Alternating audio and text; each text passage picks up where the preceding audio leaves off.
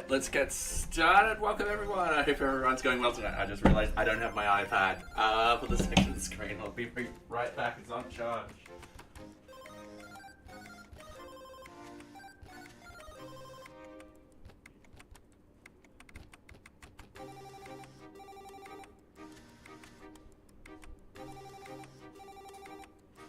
Alright, trust me to forget something.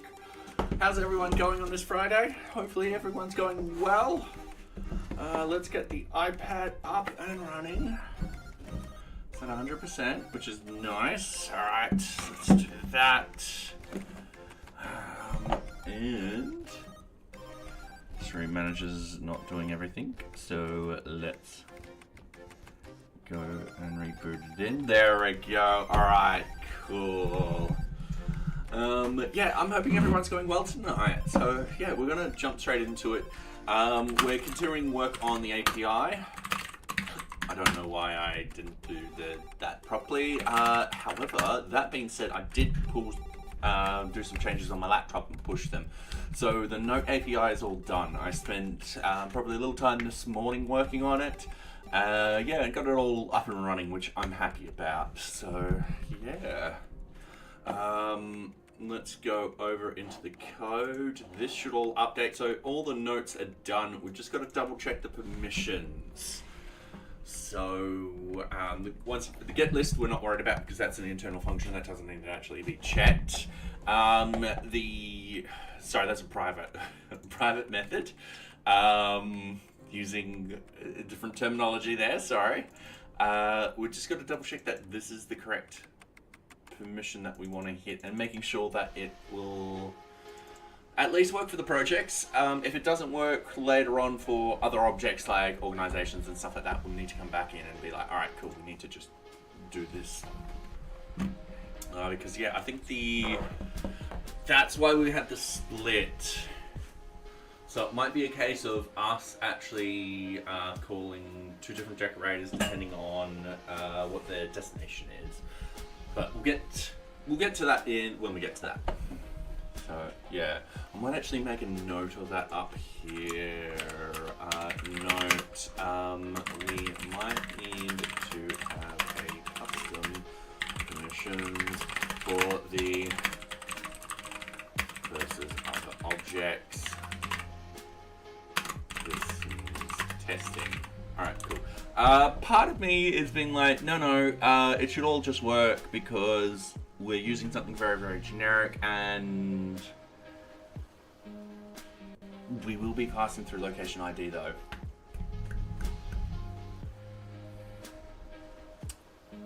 And that's the other part that says, no, it's not as easy as you think. So yeah. Because in our permissions, what we do is if there isn't a location ID, we contact the, we just look at the permission sets. We don't actually look at the groups. We look at every single permission set and be like, all right, cool. This is very general. We'll grab the highest permission for this generally. Alright, so the notes are done. I did do a little bit of work on my laptop for the next section. However, I decided not to push that code because it's boilerplate stuff. Very, very boilerplate stuff. So all I did was I undid that. I went to the object views and then I just typed in just the boilerplate stuff. REST framework import, we want to import the statuses and view set.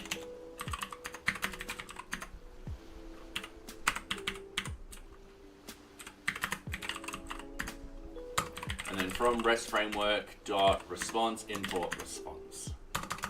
And then we've got our class object sprint view set. And that will be view sets. I keep doing that. Dot view set. And we just had class list. Oh, sorry, not class list view. Sorry, that's my bad. Def list.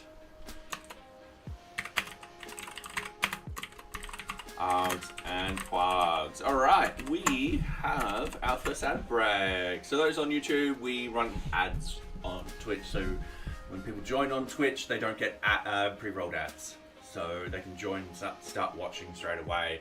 You on YouTube, just don't get ads. Sweet! So, yeah. Yeah, we don't like the pre-rolled ads on Twitch at all, which is, yeah, and I'm just realizing that there's a bit of hair. I need a haircut. What little hair I have left, I need a haircut. So, yeah.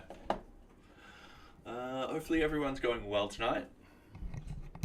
I've got to clean up my desk, so tomorrow is going to be a big clean. I have paperwork I got to file. I've got API to finish off and stuff like that. Yeah, it's just going to be a big day tomorrow. All right.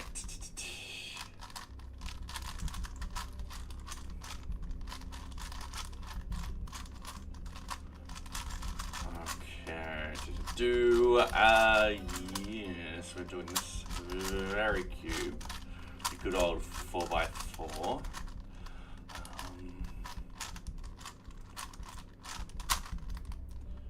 Alright. I've got the headlights. Alright. Alright, welcome back everyone. So, yeah, let's get back into it. So, once again, I didn't do very much with this. So, we're just returning a response, status equals status dot, okay. That's all we're doing at the moment. We're going to find out what we need to do with the object sprint list. So, what parts of the puzzle we really need. Now, this is complaining.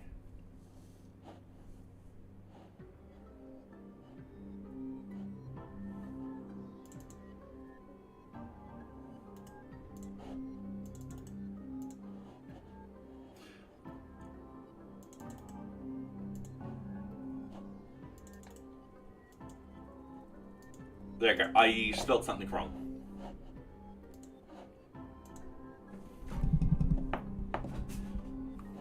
Alright, cool. Everything's up and running. We're just going to jump straight into things. We're going to be like, alright, sweet, we're here. I might jump into Dark Admin for you guys. There we go. We're just jumping into the projects. We're just going to the sprints. So we'll need a list. We'll also need to create.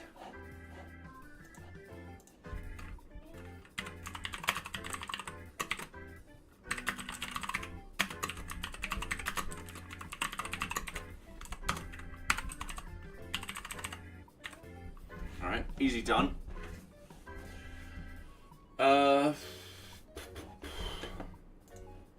We won't need a delete. Oh, that's a bug. Give me 2 seconds. I am...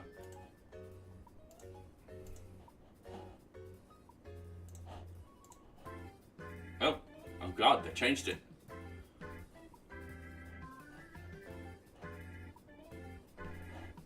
I need an adult. Right.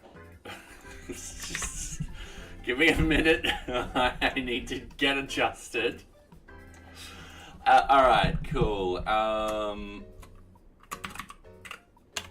Cannot cancel a new sprint. So what we did, method one log NearBeach to navigate to the navigate to an open project. Scroll down to the parents module. Click on the sprint tab. Create a new sprint. Expected results able.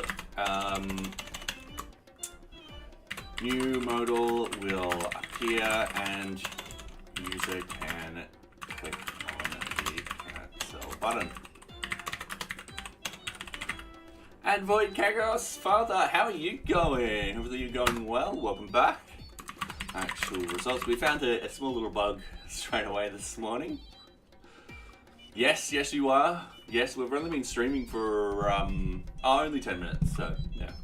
Actual results, new model will appear but cannot be closed by clicking on the cancel button. Alright. So, let's do that. Priority, this is just a normal one. There is a workaround for it. Be assigned to me. No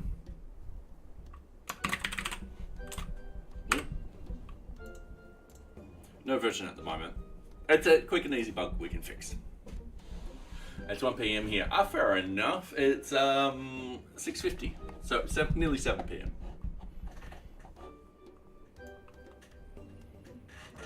Alright, now I've also got to get used to this new layout. I don't hate it. I'm just not used to it, that's all.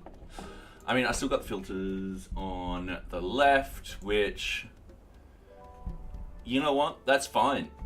All that's perfectly fine. I've just got the filters there, and then I've got also other filters up here. Cool. Yep. Oh, yep, perfectly fine. Anyway, have fun. Just gonna put that over there. So, we'll need the list. We'll need the create. We won't delete from here because the sprints themselves, you actually have to go into the sprint to delete them. Possible to do. So we won't need the delete. We won't need the update. We won't need to get a single one. So yeah, it's just those two. This is going to be pretty simple. So, opening up this, we're going to go to the network tab. We're just going to reload and we're just going to type in sprint just to filter down the sprint. So, we've got the sprint that's come through. So, the sprint list child, easy done. The sprint list is all the sprints that can be actually added. Oh, a user added to a sprint. Hang on. Add object to sprint. All right. We have an add functionality. This is a bit different.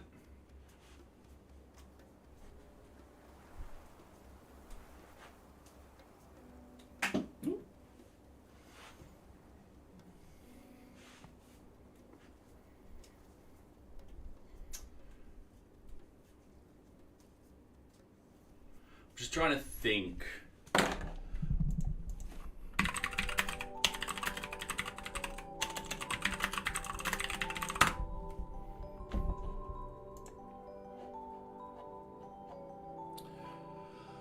So these are the view set actions that we actually have. We've got list and create, which we're going to be using. We've got retrieve, we won't be using because you don't need to grab just one of them. We've got update, which we could potentially use. Actually,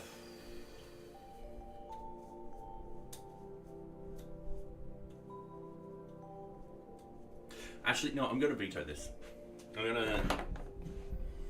Give me a couple of seconds. It'll make sense. So, this particular... assign this particular object to a sprint. I will put this off to the right so you guys can actually see. This particular functionality, we're looking at it the wrong way. We're thinking that that's got to be part of this up here. It's got to be part of the same class. And I'm going to say no. It's actually part of this. So when we actually do the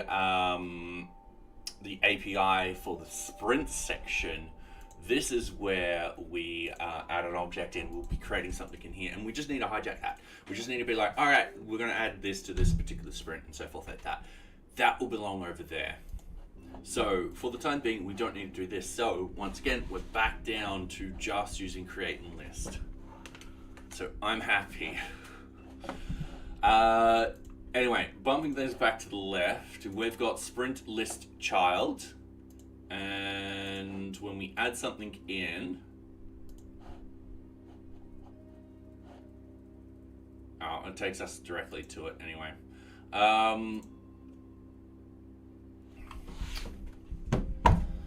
I'm going to have to try and track down what we do with that, but that's not going to be a problem. My code's pretty okay.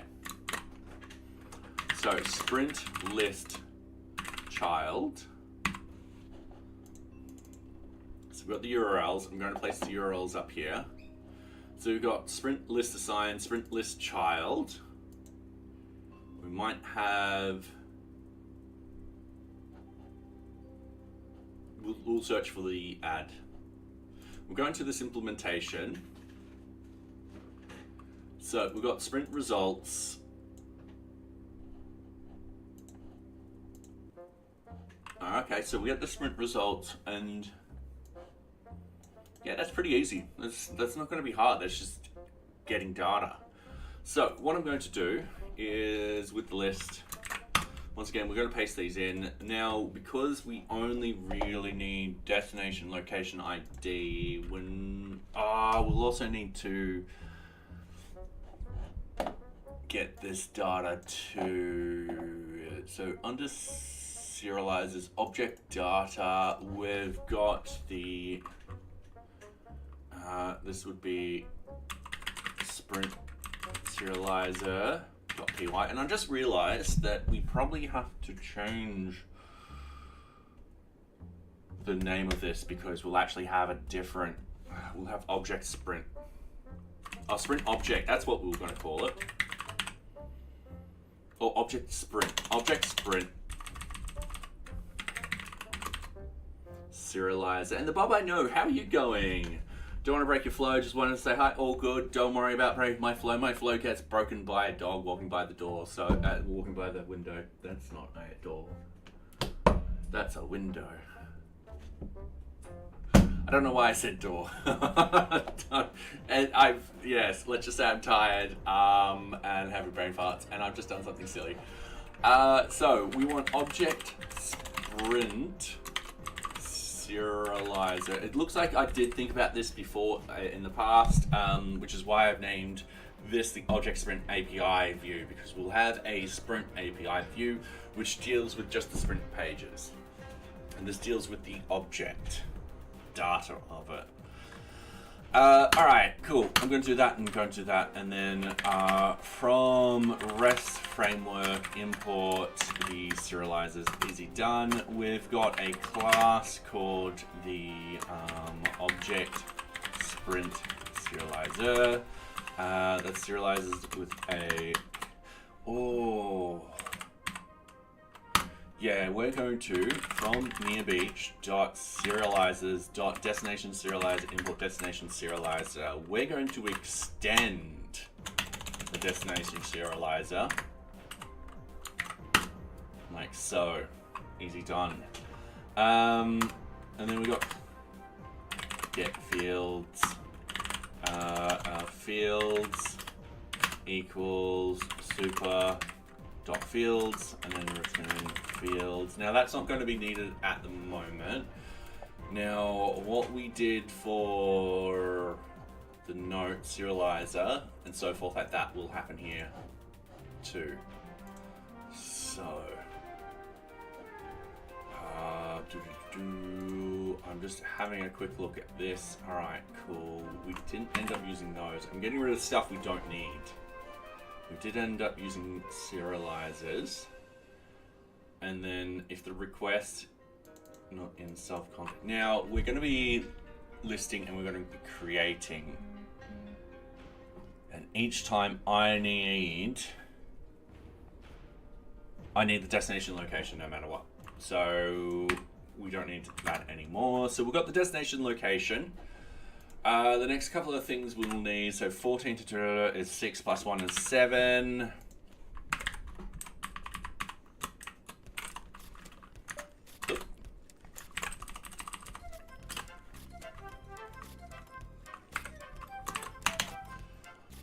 So sprint ID. Yeah, that's just going to be a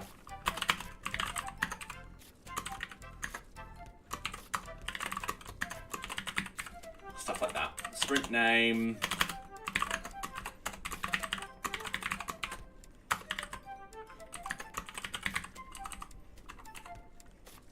Total story points. Now, we're not implementing story points at the moment. Complete story points. Oh, I'm going to keep these in, and these are going to be integer fields.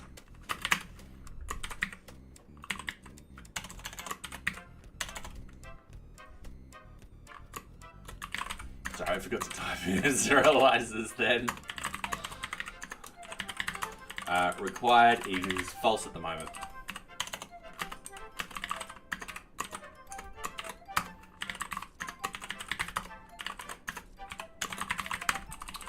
Alright, oops. Sprint status equals serializers dot character field. Read only equals true. Serializers dot date time field. Read only is true.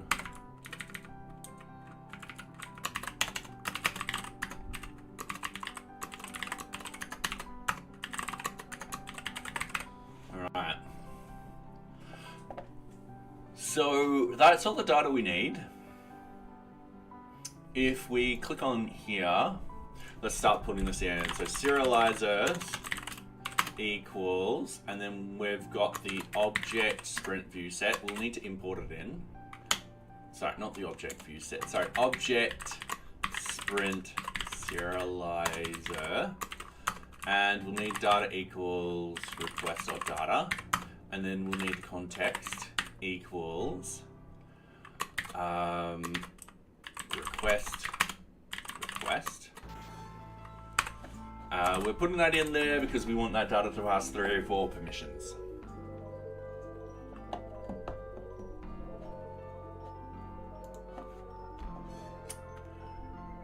Now, up here, we'll need to go from NearBeach .serializers .object data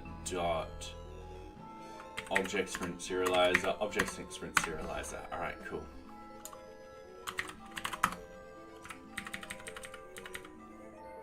And now we just need to fill out this data. So if not serializer dot is valid. Oops, sorry, I don't know what button I pressed then to do that. That was kind of cool. What we want to do is we want to return response. We want the data to equal serializer dot errors, and then we want the status equals to the status dot 400 bad request. And then from here, yeah, we want the sprint results. So going back up here, we just go from nearbeach.models.import sprint, easy done. So we've got the sprint status. We need the destination location ID. So variables destination equals serializer.data, and then destination, and then location. Oh, spelled that wrong.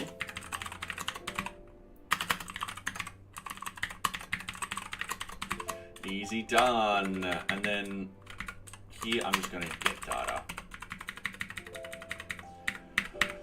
So we passed through everything that we want. We've got the destination, we've got the location ID. I'm all happy with that.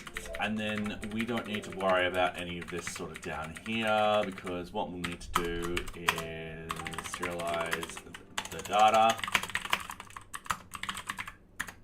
So serializer equals, and then this is where we go object sprint serializer, and then we just type in the sprint results.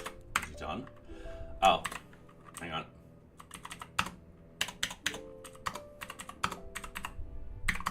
Many equals true. Forgot that little tidbit. And then we won't need that, we won't need that. This will need to go data equals serializer. And that's it. We should be getting data now if we actually contact this. So this is just a simple list. Yeah, we'll need... Now, by default, it's going to be a get and stuff like that. But that's perfectly fine. We'll pass it through a get for the form and all that kind of stuff. So, yeah, that will be perfect. Okay. Need a little space there. So, I'm happy with this. Once again, it's very, very simple to do. We can close that serializer now. That should just work. Let's open up Postman. So we've got the location ID and all that kind of stuff. I'm just going to save all of these. I'm going to close them. Save changes. We are going to duplicate this. We're going to call it object sprint.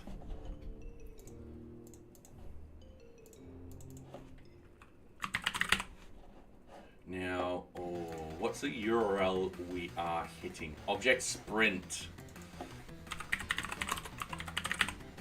There we go. And that will be get sprint list. I'm saving that. We should have authorization. Sweet. We've got the body. We've got destination location ID. We've got a couple of problems. Not a problem. We'll fix it up. So, we won't have delete, so I'm going to delete the delete. We do have the post, but the body will be different. So we'll figure this out.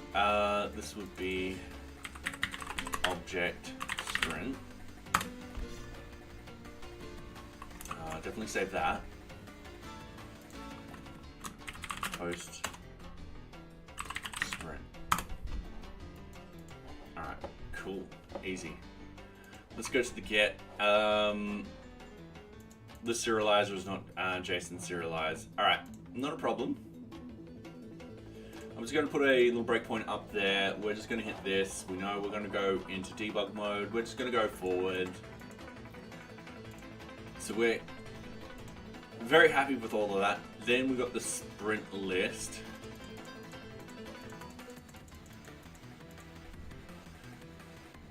And then we got this.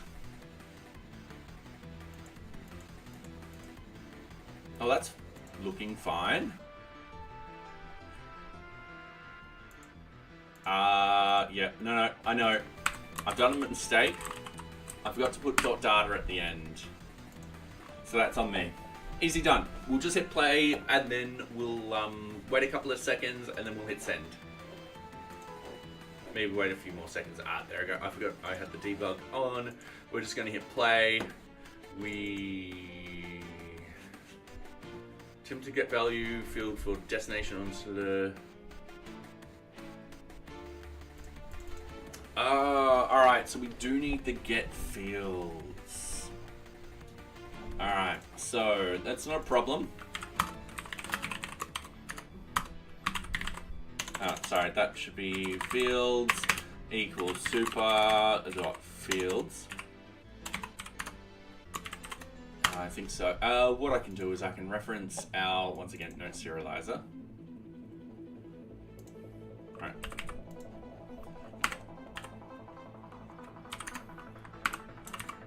Yeah, we had it wrong. And then in the note serializer, we've got the destination location stuff. 1, 2, 3, 4, 5, 6.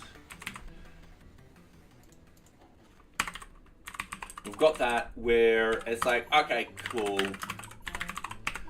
In this sort of case, if there's no context or anything like that, we don't need the destination location ID. Easy done. And then it just says that's perfectly fine. So with this now, if we hit run, there's our results. Perfect. So we've got that API done and set. So now all we need to do now is the creation of it. which should be pretty simple to do because we'll have the destination location ID. We'll also have a bunch of other stuff. Yeah, it's not going to be a problem. So what I want to do is on this, I want to do persistent logs, and I want to click on sprints. I want to create a new sprint, and I'm just going to go new sprint. So it goes directly to new sprint, and then it's got the object and destination and all that kind of stuff. All right, sweet. I know how to do this. So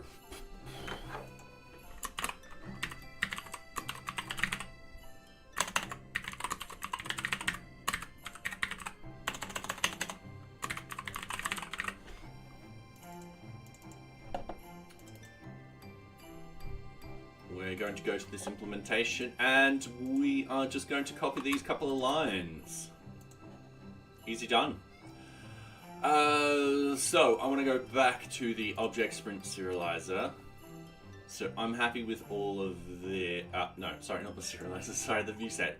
I'm happy with all of this. I am just going to be like this, and I'm going to be like this. And I am just going to go serializer equals, what did we call it? The object sprint serializer. We've got data equals request.data.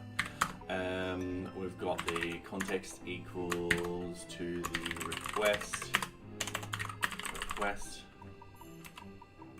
like so. Yeah, we pass the, yeah. And then if not, serializer dot is valid, we then send return response, and that will simply be data equals serializer dot errors, and the status will equal the status dot bad request, and everyone's happy. So what I need to do now is I need to get variables. Destination equals serializer.data, and then destination. Location ID equals serializer.data, location ID.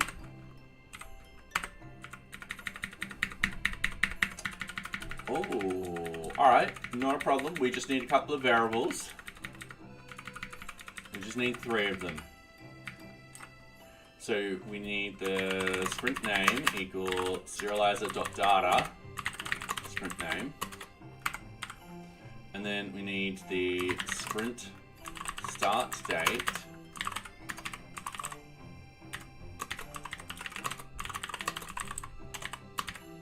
Sprint start date. And then sprint end date.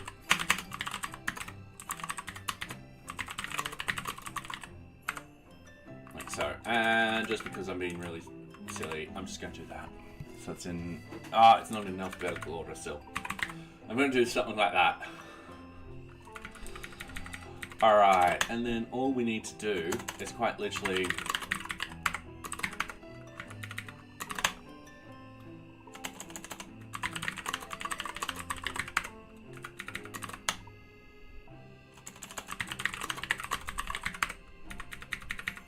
do that.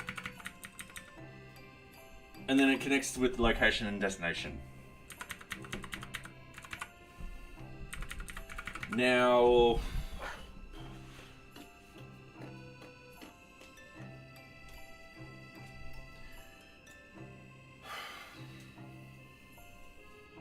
in reality, at the moment what we do is we send back a JSON response with the sprint ID.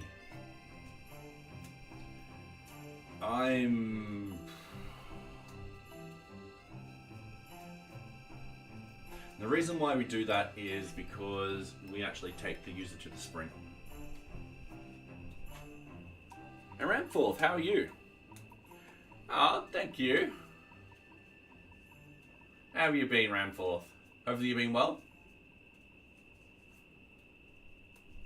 Alright, so if I want to actually do I probably want to follow what I do elsewhere and send a completed list or an updated list. Worst case scenario, what we can actually do is we can still ad break. Just as I'll get into it, boom, ads.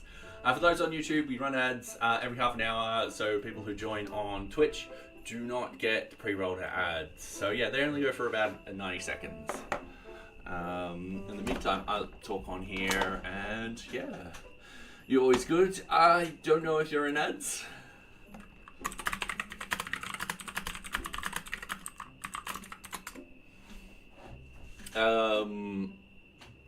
Yeah, I'll answer that after the ads, just in case. So yeah.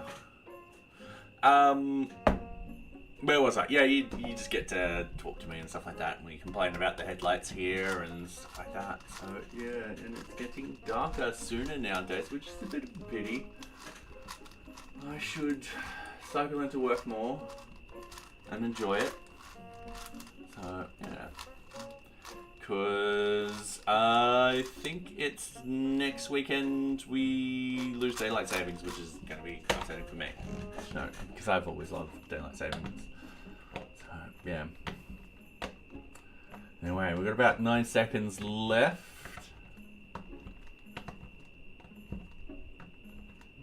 Alright, about 2, 1, and welcome back, everyone! So yeah, I'm doing good, Randful. Thank you very much for asking. I didn't know if you had ads or anything like that, so I held off on sort of answering that. But yeah, I'm doing well. We're almost finished with the API. We're just got to do the object sprints, which we're just about to wrap up, and then we're just got to do the tags, which I reckon we'll get done this evening too. So if I get that done, we'll do a release. The ad screen, yeah, I do kind of like the random things that I put on here. So shoulder face is what my shoulder looks like. That is Max. There's the blue dog that finally won in Ocarina.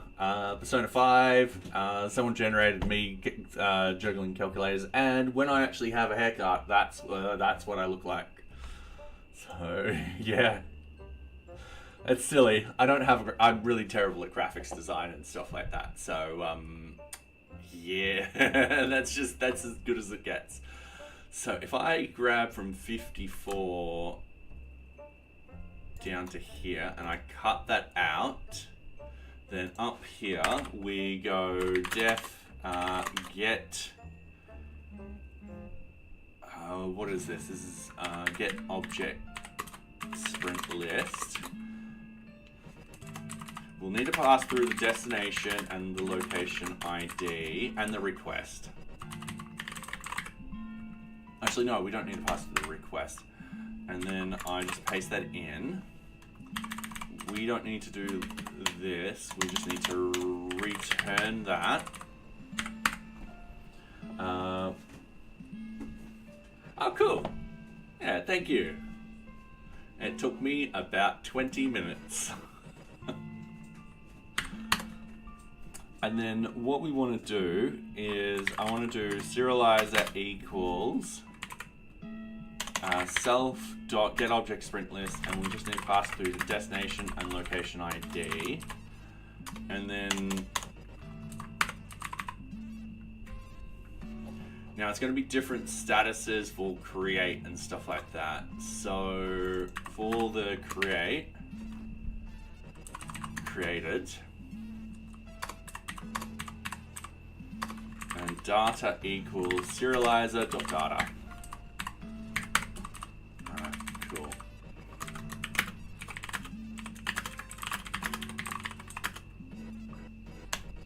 Get the updated sprint list.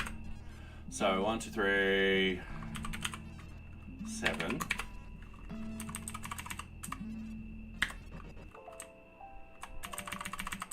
And this is just a 200.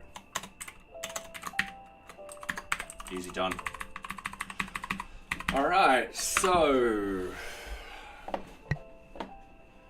we've got the create and we've got the list. Now I was talking about something Oh yeah, I was talking about this. Yeah, we're gonna send back the whole entire complete list. If someone's created something, we can easily extract that new sprint and actually open that out in a new tab. That won't be hard to do. Famous last words. Worst case scenario, we can pass through. Worst case scenario, we're creating a different response back. So yeah, we can easily get the sprint ID.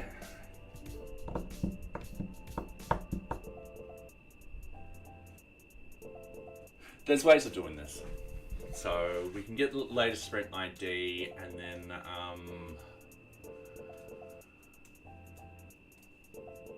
yeah, because we've got the sprint ID here. We just get the latest sprint ID from that list and we just go, yep, cool, done. Yep, that's going to be it. Okay, so this is done. Git status, git add, yeah, pretty much everything. Git commit, implemented the object sprint API.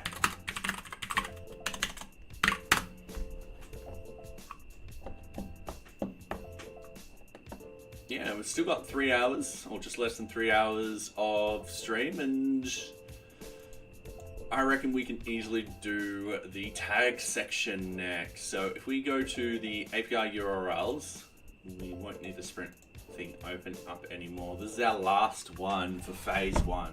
So once phase 1 is done, we're opening up the conversation of what people really need with the API, what we need to tweak and so forth like that. And the reason why we're only dealing with the projects at the moment is so we can focus on improving that sort of experience in such a small way that we're not having to replicate it over and over and over again if we find an issue. It's only just doing that one little tiny section. And then once we've polished that one little tiny section, we then move to the other sections and pretty much implement it how everyone wants it for those other sections. So yeah. So this is now done with that. So we need to go to our API. We need to go into our tag API. We need to go from REST framework import our view sets.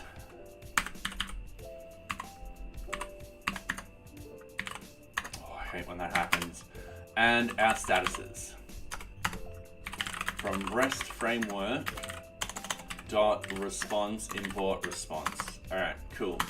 Then we need our from NearBeach dot serializers dot destination serializer. We might actually expand on this serializer. So we need a class.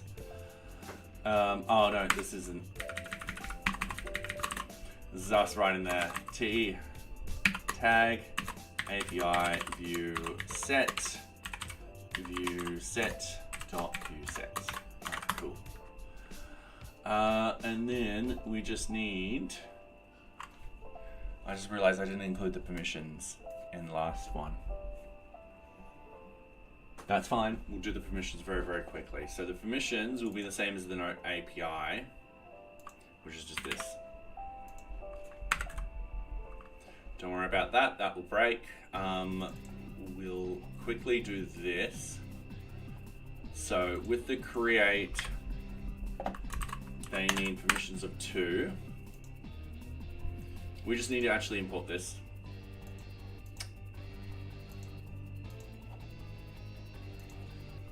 And the list just needs the permission of 1.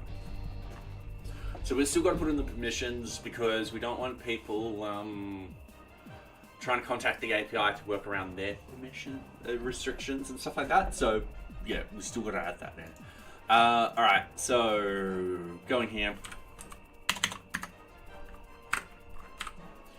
We've got we're definitely going to list.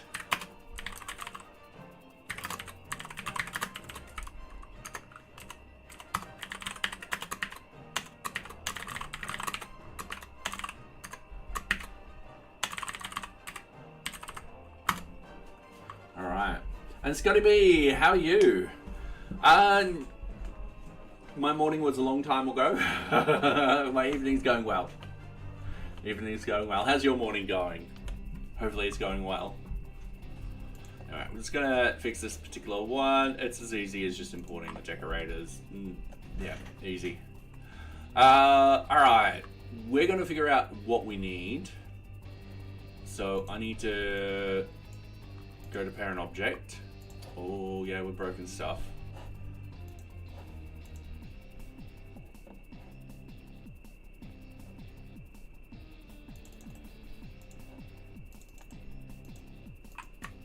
Alright. Oh, cancel. Cancel. Sweet, that's working now. We're going back to here. What we're doing is we're looking up the tag. So we've got the tag list. So this is part of MISC.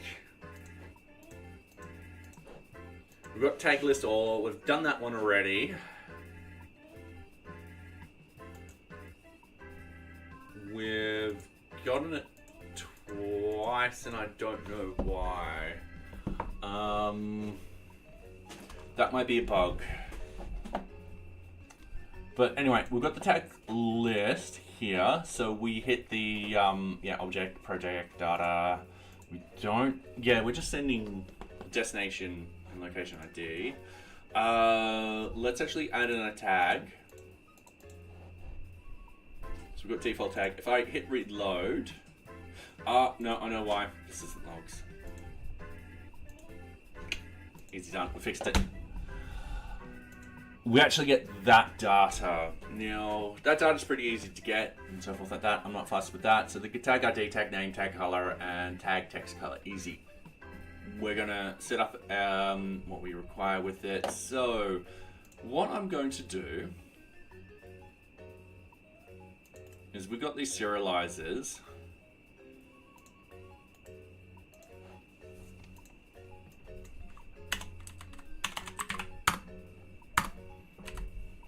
Just as easy as that.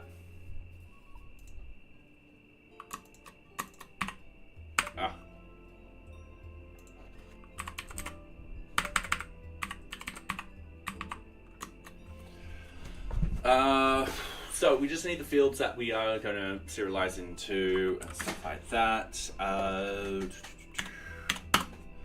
So we need, hold on 1 second, something's wrong here.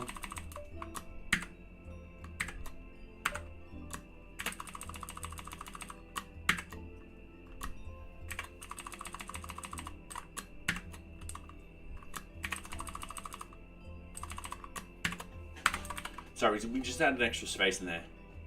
So we need tag ID, tag name, tag color, tag text color.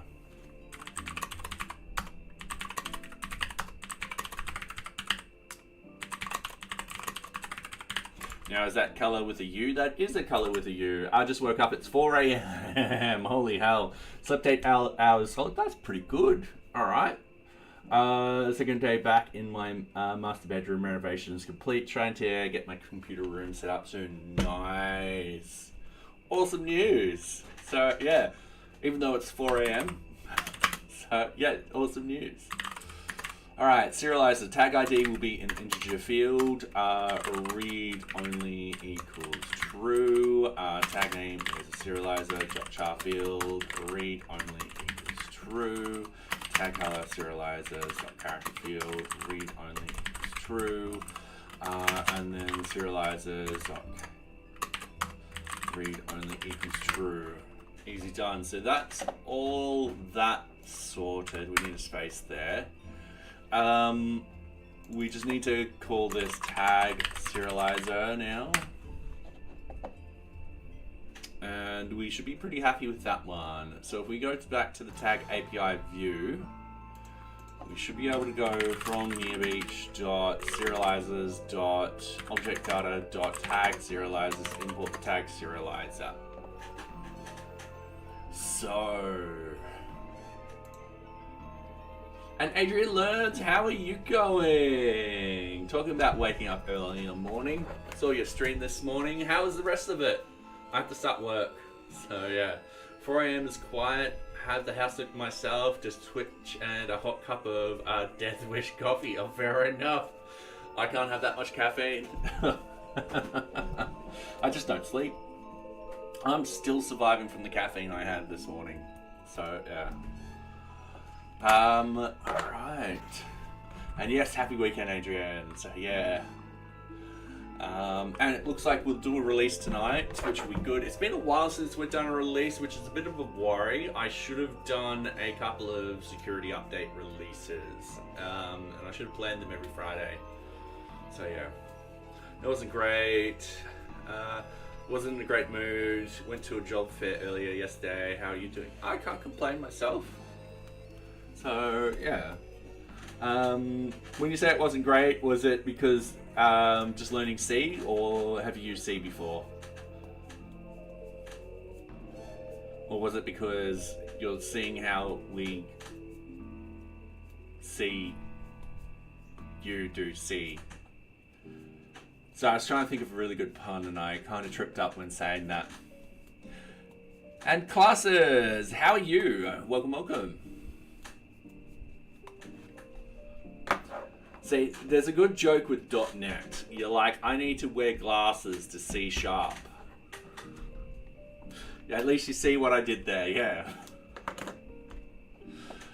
I'm a newly learning coder. Well, welcome, welcome. How are you going? Are you enjoying it? So hopefully you are enjoying it. From India, fair enough. Yeah, welcome. I do hope you are enjoying. Oh, I just threw my pen everywhere. I do hope you are enjoying my content. So yeah. We're doing Python with Django, the Django web framework, and yeah, we're just implementing an API into NearBeach. So, yeah. Alright, so we've got this, we're going to go serializer equals, and then we've got the tag serializer, then we've got data equals request.data, and then we've got the context equals to the request. And then we've got request, because we need to pass that through for extra data every now and then. C is interesting, but there's no help from the language. I'm so used to strong types. Yeah, so C doesn't have that many instructions to it. Compared to other languages and so forth like that. It's like other languages have a lot of different methods and stuff like that, which you can sort of do stuff with the language. My recommendation, because it's been a while since I've had to do C, so I learnt C at university for mathematics, and we were using C for crunching large amounts of data. I would recommend searching for that, just as sort of a overall guide. Every now and then I go back to this and stuff like that, and I'm like, oh yeah, other languages made this a lot easier. So yeah. That's not a dig at C. I actually still like C. I just don't program it anymore. I just don't have a project to program it with. Right? So, yeah. Is that what they call the book, the K&R? But yeah, would recommend that.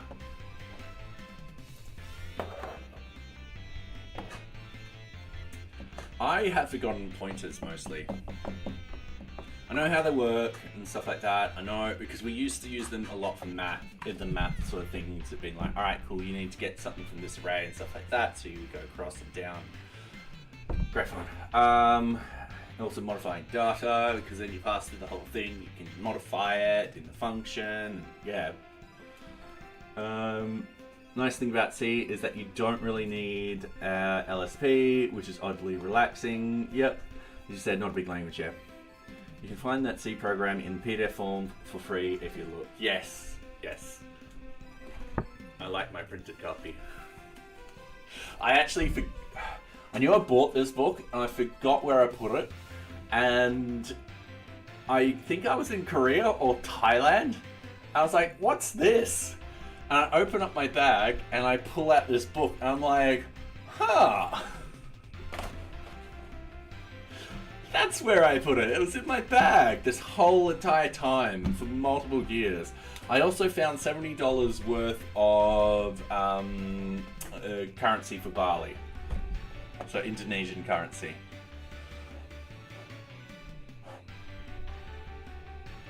All right, we're going back to this. So we've got the serializers. We've got if not serializer dot is valid. Return response. Data equals serializer dot data. No, errors. It won't have any data. The status will equal status dot 400 bad request. All right, so we've just listed everything. Now, give me a couple of seconds. This is just tag list. I'm having a feeling we're just copying code.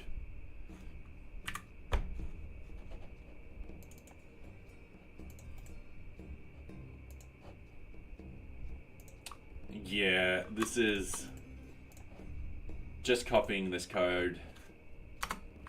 Anyway, get variables, if I can spell.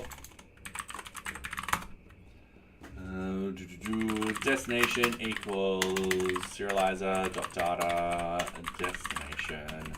And then location ID equals serializer.data and then location ID. And then we're just going to paste this data in like this. We're going to fix this up very, very quickly. We need to import the tag. I'm just cheating. I'm just going to go like this and be like, oh, it's not there. NearBeach use, oh. All right, cool. So from NearBeach.models import tag. There we go.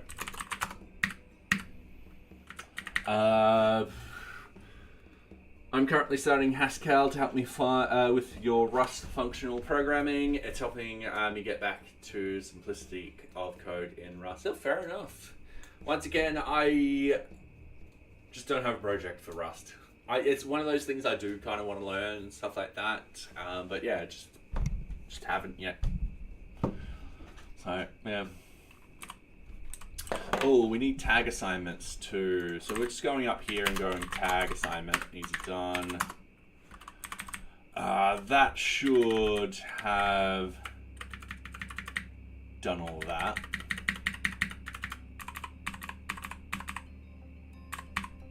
Now,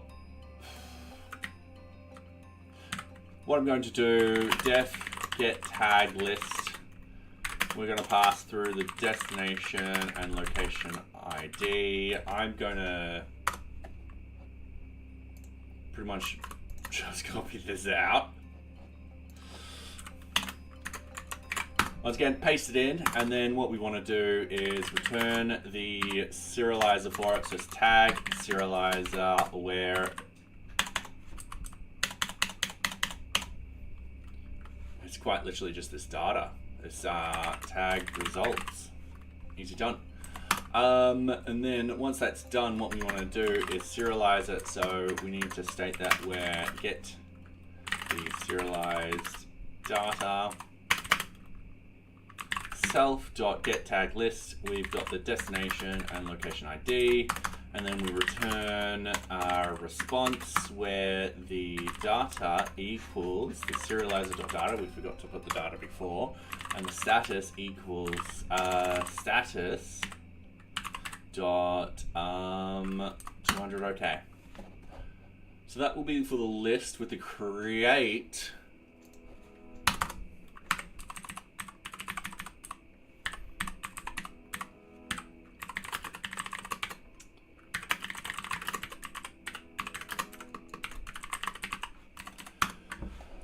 Oh, the create will be pretty simple. We're going to add break in 5 minutes.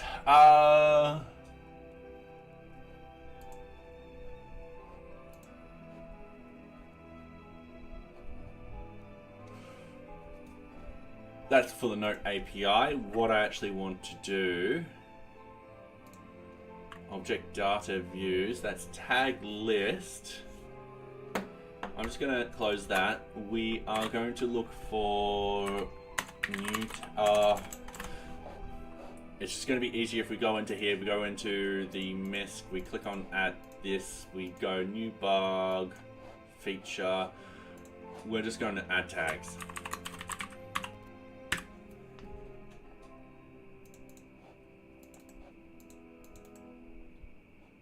And then we go into this implementation. Once again, we're cheating, we're just going to Copy.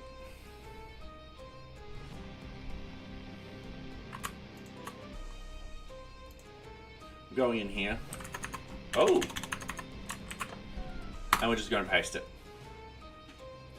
And because that's 8, alright, I'm just going to yank the 10. That's going to be the same. Alright, easy done. A lot of this is just repetition and stuff like that. Easy done. Sadly, we can't condense this code down even further, just because we overly complicate the code, and it passes the line of being like, alright, that now makes it too hard to read for anyone else. This is quite simple. This is just the basic sort of setup for this particular function. Sure, we can put it in a decorator and stuff like that, but then people are going to be like, but then I've got to extract that out here, and that becomes, yeah, it's not worth it. So destination is serializer dot data destination, and then location ID equals serializer data, and then location ID. Easy done. And then we just need to add the tag. Oh, we don't need the form. Oh. We've got a tag list here, so we do need to actually make a few changes to the tags, but that's not going to be a problem. We also need a delete function, and I just remember that, but that's not a problem either. That's quite simple. We could do this within, I reckon, easily within an hour. Half an hour if we're lucky. Okay, so we'll have the tag ID.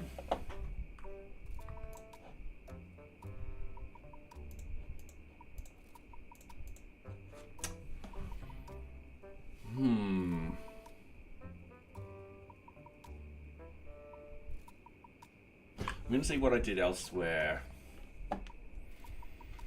So group and user serializer.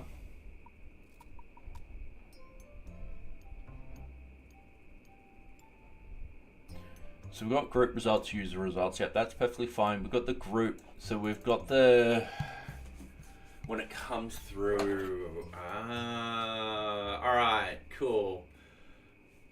Incoming ad break at the 120-minute mark. All right, cool. So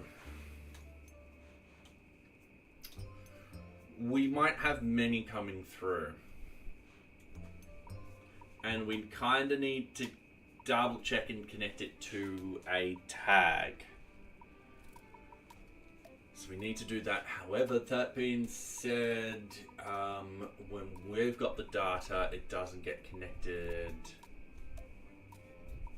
because it gets connected to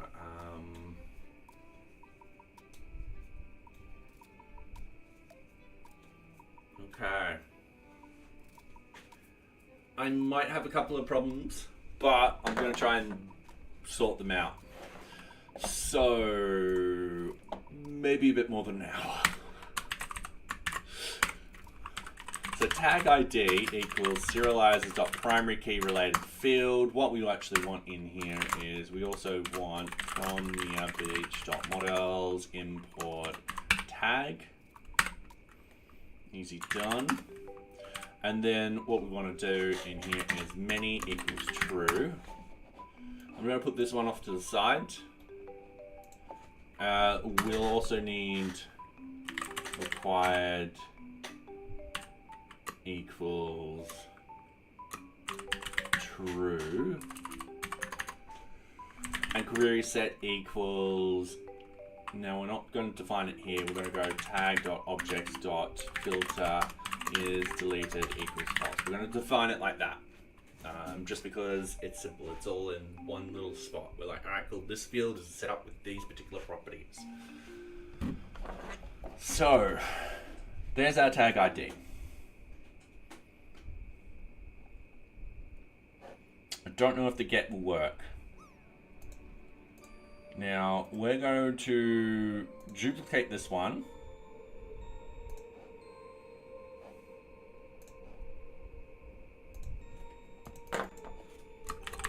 We're gonna name it tag.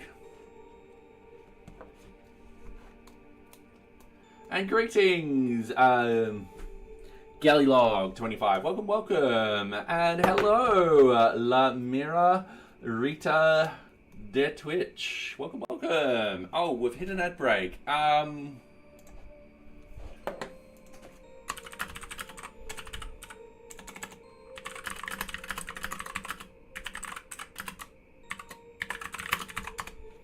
Alright, there we go. Yeah. Oh, nice landing with a 31.11. Sweet. So, Rubik's Cube time. For those on YouTube, what we do, why we have this is because on Twitch we've got ads. You guys don't get ads, don't worry about that. Yeah, essentially there's pre-rolled ads. We do this so the pre-rolled ads won't run and all that kind of fun stuff. So yeah, welcome. You guys just get to see me for a little bit longer as I solve like a Rubik's Cube. Feel free to ask any questions. So yeah. Okay, that one's got to be green.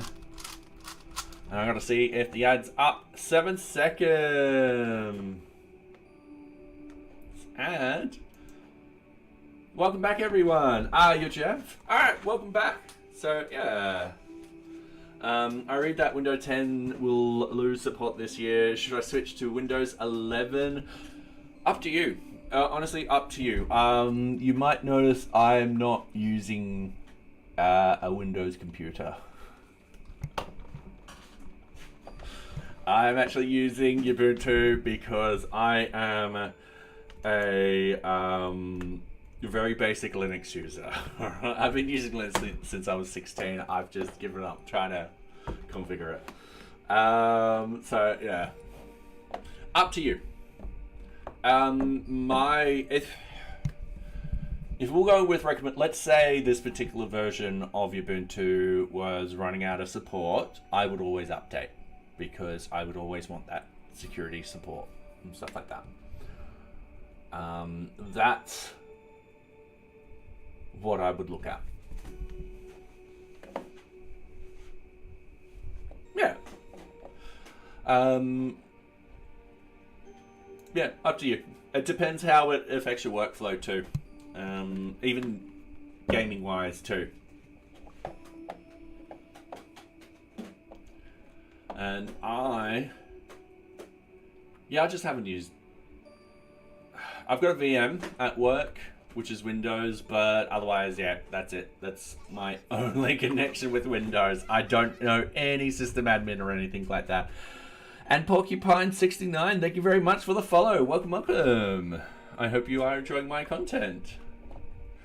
All right, so we've got the tags, we've got the serializer. I'm going to set this up. So we're going to bump into the object URLs. We're going to object data tag. We're just going to hit send. We've definitely broken something, so that's stock standard for me. So what I'm going to do is I am going to comment out all the stuff I've definitely broken. That's a lot of stuff I've break, all right? And we're just going to return a response with a status equals to status.200. Yep. You only have Mac computers in your house? Fair enough. Yep, I've got my good old M1 Mac here. I've got my trusty AMD Linux machine, and I've got a Mac for work. So, yeah. This machine gets used also for my gaming stuff too. And yeah, I do game in Linux, and yes, some games don't work, but I'm usually not playing those games. Yeah. A lot of the games I do play just work on Linux nowadays without a problem. So we've got a problem. Got attribute error when trying to get the value for tag field on serializer tag serialize. Oh yeah, we're not sending through the tag star on the get. So So it's gonna fail.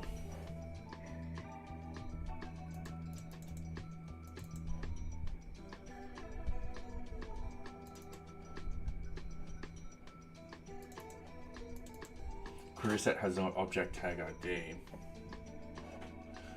All right, let's go back to the tag serializer. Let's double check what I've done here. So I've got tag ID equals serializer primary key related field required. Now I'm going to go false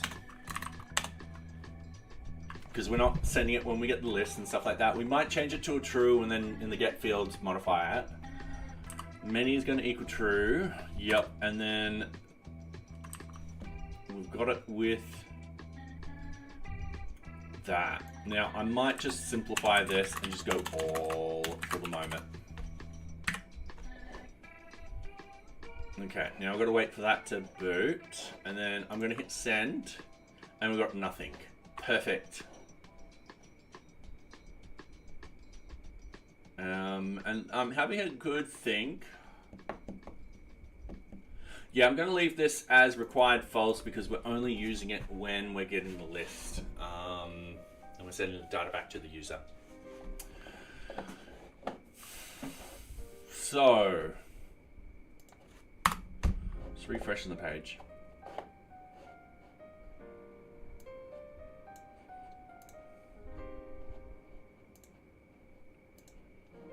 Okay. Hang on, I'm having a moment. My brain's like going, what were you doing? And I was like, I was gonna do, oh, wait a minute. Now, I don't know how we can get the group list again. So I'm gonna have a look at what we did before. So under the group list API, I'm just gonna open this up. I'm gonna close that one. We're done with that one. Sorry, what are we borrowing about?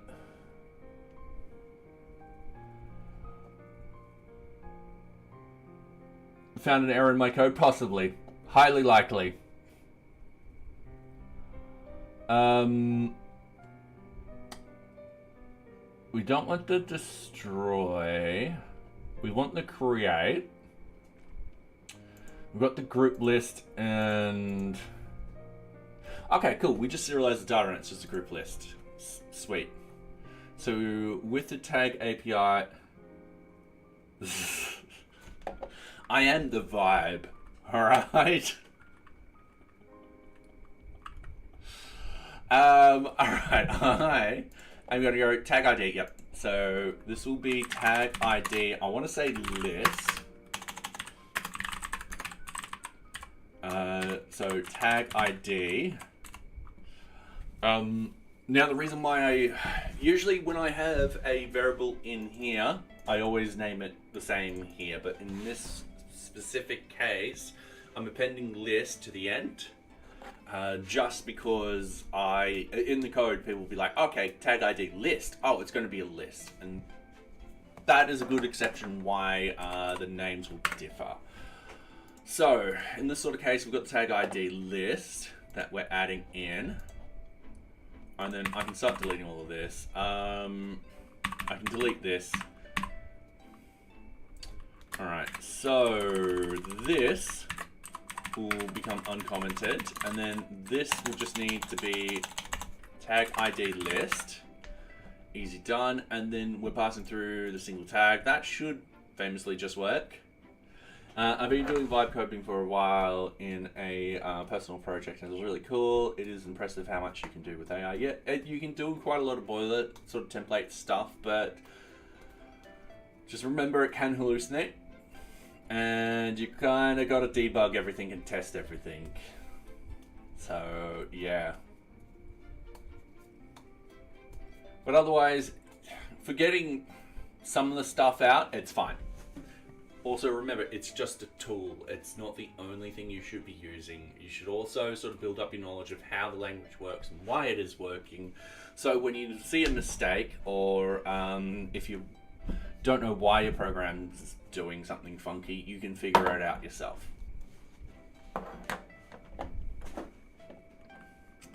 Okay, and then we get all the results and we return every single result. So what we're doing is we're just calling that, and then we are get updated list. So serializer equals self dot get tag list destination location ID return response, and then what we're returning is data equals serializer.data, and then status equals status dot. This is the created thing. So yeah, just created. Easy done. So now we need the destroy one. Yep, it's just destroy. Double checking the name.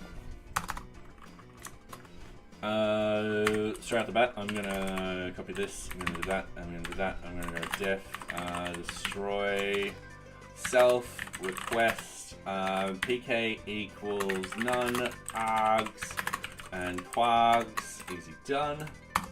And Nocturnal, how are you? So the API will go out tonight.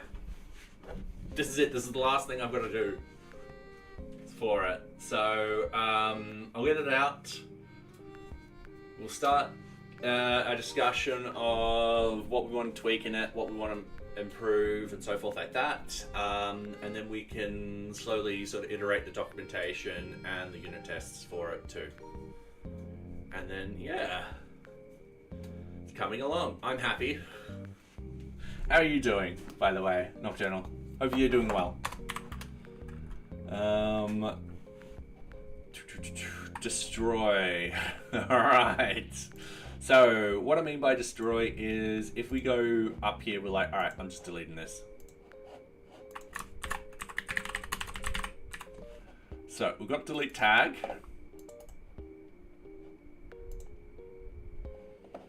And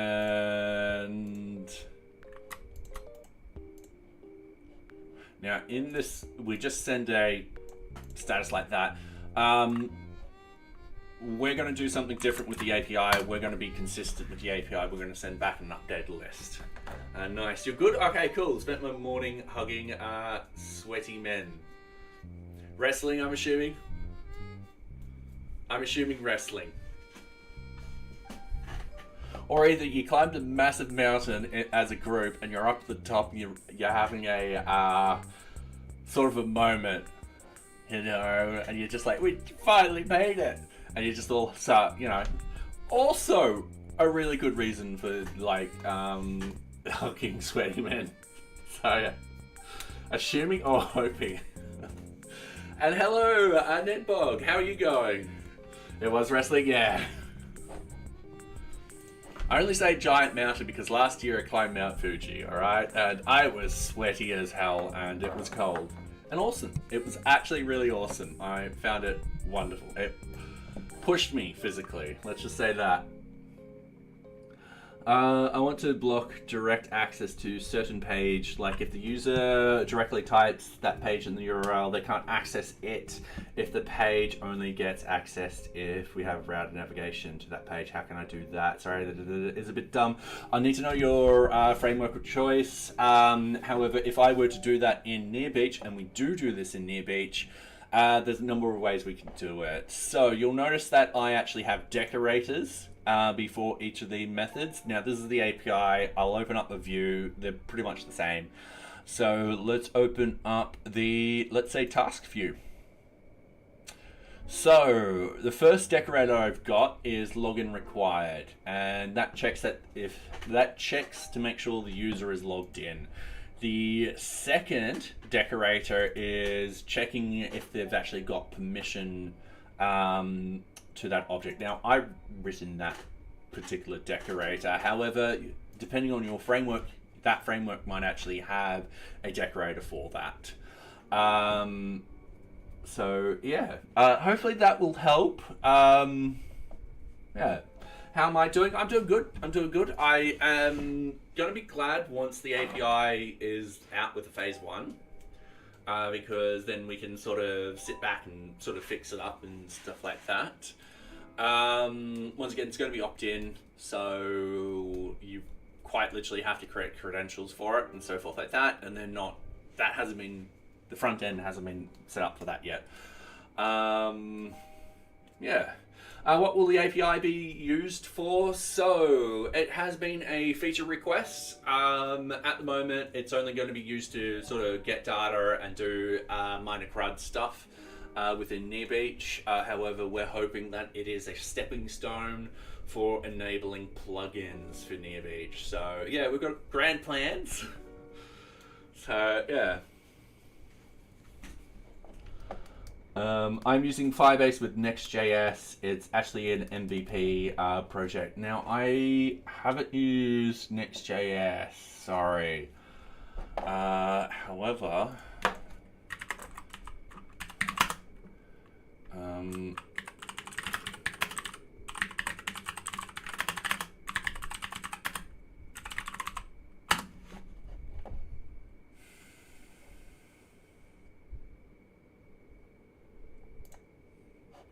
it would be mostly around the authentication.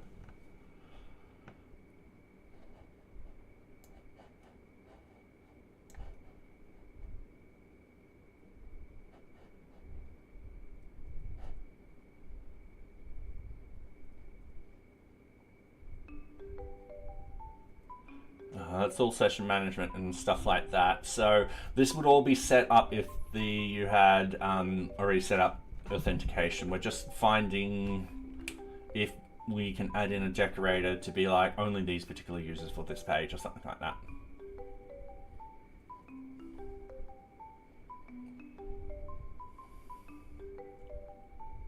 Routing handlers.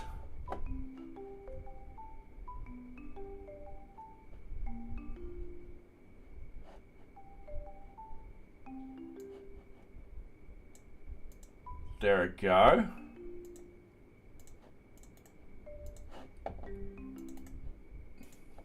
Ah, paste. Oh, it's not letting me paste. There we go.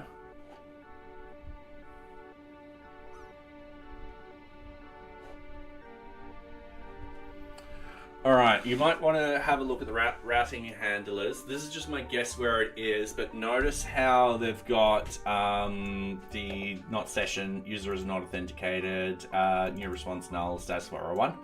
And then down here, check if the user has admin role. So session does not equal admin. User is authenticated but does not have the right permission, and it sends back the new response null, status 403. So I'm assuming you want something like that.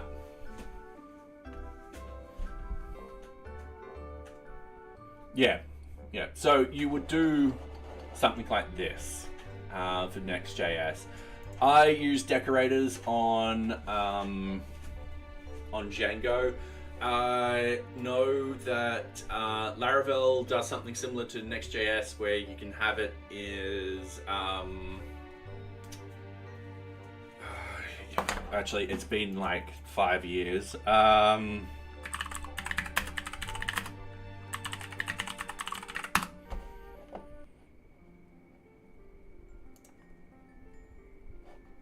Do they have the router in? Oops.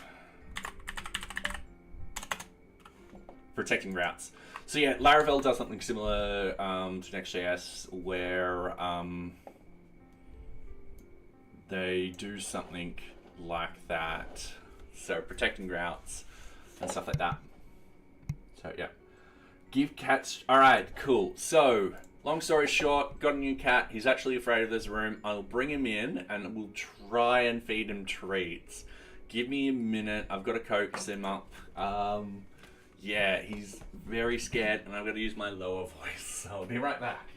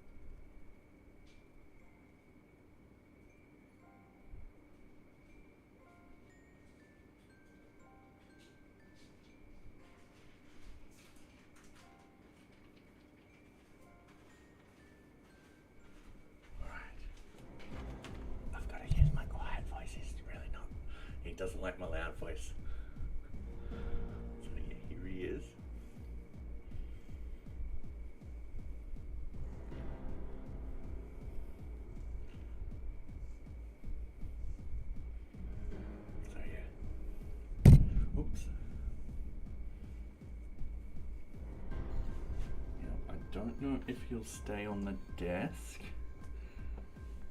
He's a bit afraid of the screens. So he's actually looking at the screen right now, seeing both me and him, and he's freaking out a little. There you go. All right, you go down, No. Yes.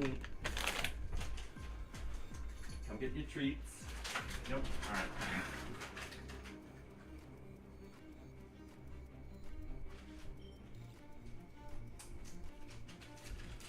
Okay, so I've had to put the treats in the cat bowl. Sorry, he is very, very timid. I'm happy to refund the treats. So, yeah, it's just, he's still very, very timid. So, yeah, we are planning on bringing socks back in a couple of weeks and introducing them. It'll, once again, be very slow. But the good news is he doesn't like this room. And he doesn't like the bedroom, so Socks has somewhere to go when she's feeling stressed out. So, which will be good. Alright. Oh, and don't worry about the interruption, that's perfectly fine. So, yeah. Redirect if you don't want to go via the route. I guess the router can set something that stops the redirects, yep. Anyway, let's get back into it.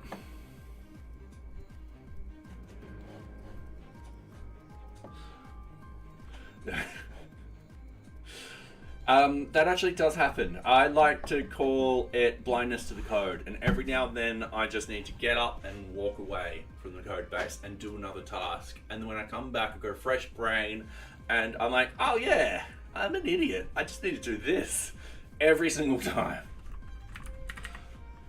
Alright, so destroy. Once again, we're going to copy 1, 2, 3, 4, 5, 6, 7, 8, 9, 10, 11, 12, 13, 14. I'm going to go 15.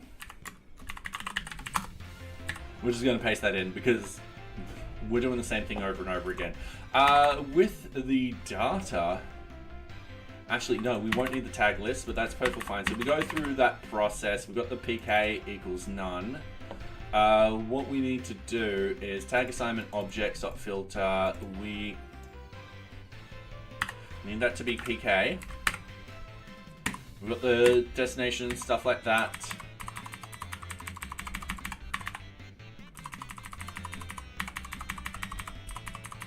Alright, so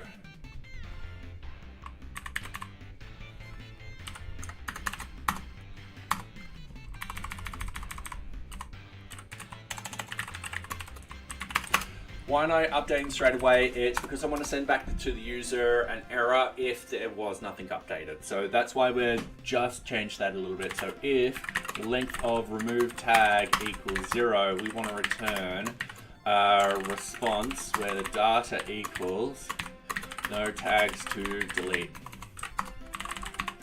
And status dot bad request. So yeah, that's the only reason why we want to do that. And then get the tags to delete. Now, yeah, in this sort of case, there's only going to be one tag at a time to delete. Just because, yeah, just because. Some problems have been fixed by leaving my desk. Yeah, yep. Save. Delete the tags. All right, so we want to go remove tag. Update is deleted equals true. And then I don't know if we need to save. I think that's it. I think we don't need to save.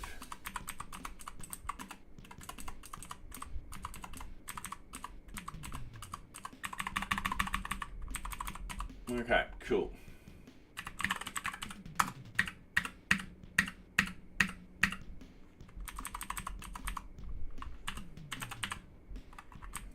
Then all we need to do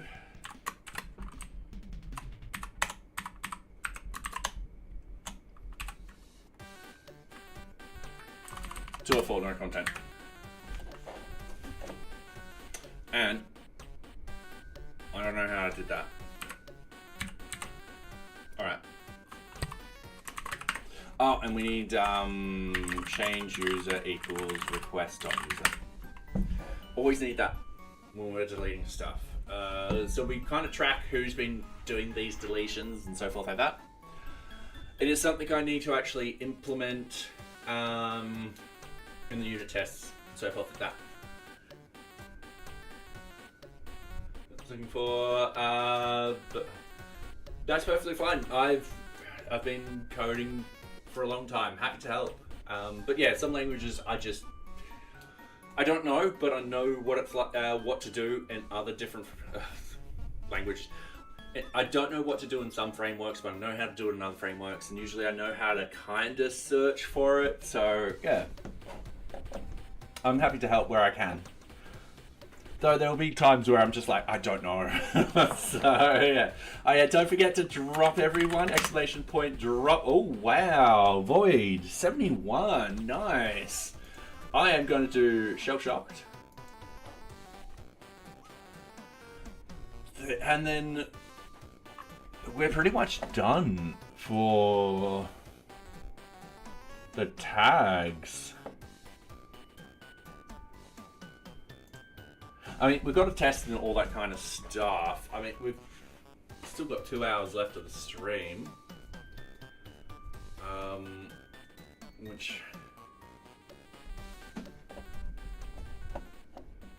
But we can look at something else.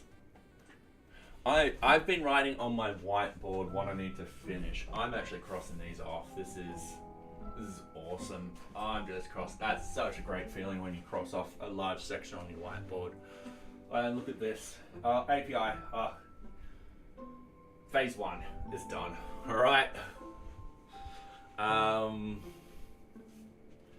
The other phases will come quicker once we get what we want set in stone. Wait, what? Robot had 31, then you went out. What? Oh, I landed and you won out of that. So yeah, no, it's fine. Anyway, thank you very much, Void Chaos. Have fun. So yeah. All right. I need to start doing testing. Yeah, I will. I'll be doing a release tonight, which will be great fun. When was our last release? Oh god. Hug. Alright, hug.docker. It's just like, it comes up with a little tiny server with arms that tries to hug you, and you're like, oh. 23 days ago, so at the start of the month. Yeah, that makes sense. I should have done a couple of library updates and stuff like that. That's my bad. That's 3 weeks. Yeah. I'll need to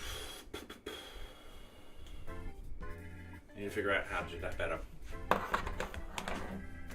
Okay, so we're going to do a release tonight. Definitely. But first, let's test out this. So we've got the get tags. If I go send, we've got nothing for that. If I go into here, project 2, because we'll bring up this, we'll go misc, we'll add in, let's add in all tags. And we'll just go add. And then in here, if we refresh,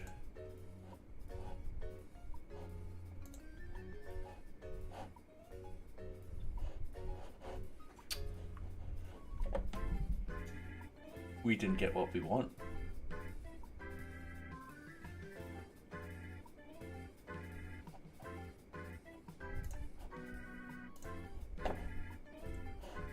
I am curious why we didn't get what we want.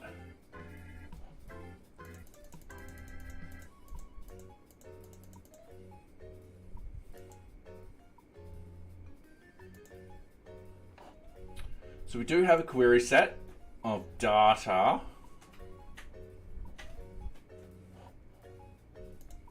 Then it returns this. And the serializer has the query set. All right.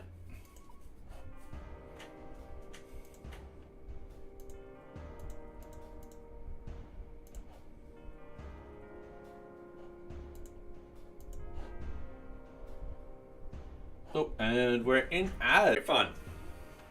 Not a problem, we'll fix it. This is why we test. So we're going to test all of this very, very quickly. We're going to make sure that all the permissions work. So I'm going to throw in a read-only user in there. So I'm going to duplicate all of that, throw in the read-only user, and hope for the best. And thank you very much for the follow, Rahul. So welcome, welcome. I'm hoping you're going well. Alright, so Rubik's Cube time. I'm just going to be like bang and bang. And I am going to be like bang and bang.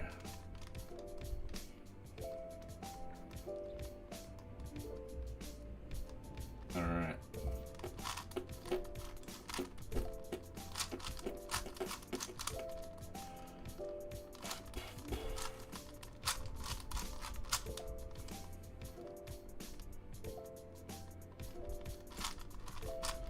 Okay.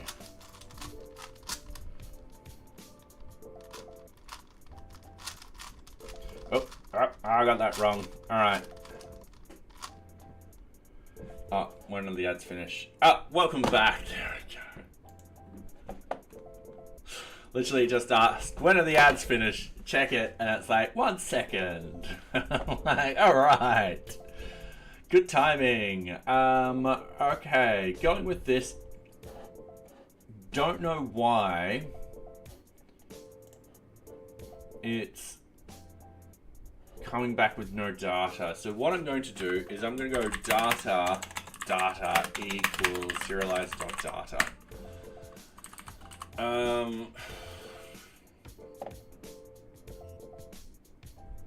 Is this response wrong?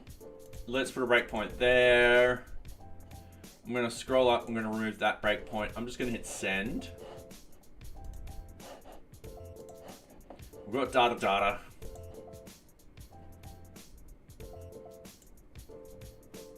Oh.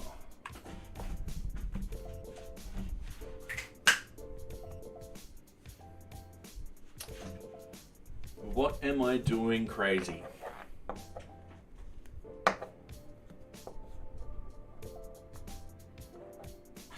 Yeah, I can see it. Serializer data is return dictionary.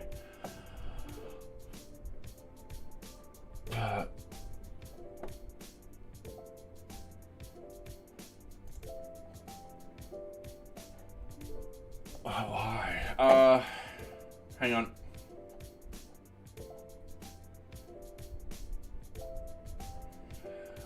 I think I know why.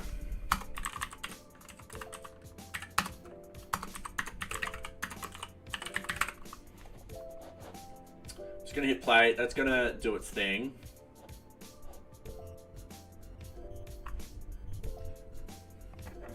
And welcome to Vinci Dev. How are you going? Hopefully you're going well. Oop, wrong screen. This one, I want to hit send. We've hit this again. We're just gonna... Yeah, it's failed. Not a problem.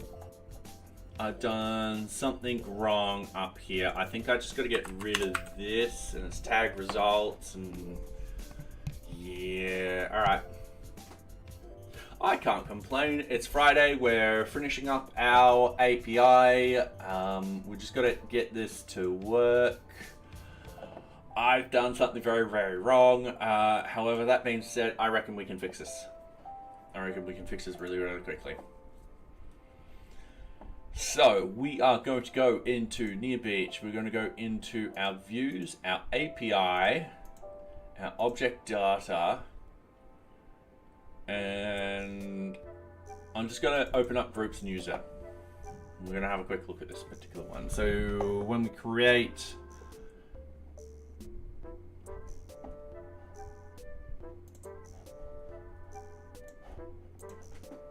All right.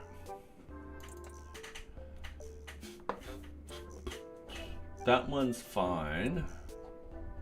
It's probably a bit more complicated than we wanted to. So the link API should be working, and the notes list should be working too. So, how's it working with Python for backend? No, it's fine. It's perfectly fine. I do also do a lot of .NET for work, I've used also Laravel too. So Django and Laravel are quite similar in the sense of the model view controller sort of setup. So I learned Django first, then learned Laravel. Love both of them. And also I don't mind .NET. Cool. So yeah, I don't stick to one language. And you'll probably hear me say quite a lot, oh, I haven't used Rust because I haven't had a project yet. And that's quite true. I tend to try and pick a different language for a different project. And thank you very much, Lego Tux, for the follow. And yeah, David at DaVinci Dev. Sorry, not David. DaVinci Dev. Yeah, cool. Anyway, thank you very much for the follow. So yeah, welcome. We're building NearBeach, an open source project management system. Currently, we're building the API. We're currently also testing the API before we do our first phase 0 release or phase 1 release. I just don't know whether to start at 0 or 1 today. So it's essentially just our prototype to get some feedback. And once we've got some feedback on it, we'll implement that feedback and then we'll roll it out to all the other different objects within NearBeach. So we're only dealing with projects at the moment. So yeah. Anyway, I'm going to hit send. We didn't fix that thing, did we? No. And comes back with a int object is not iterable. Oh.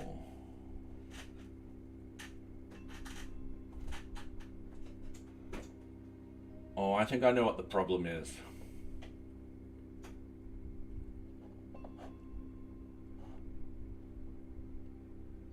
I want to try one thing. So if we have a look at the tag serializer in here, we've got many equals true with this particular one.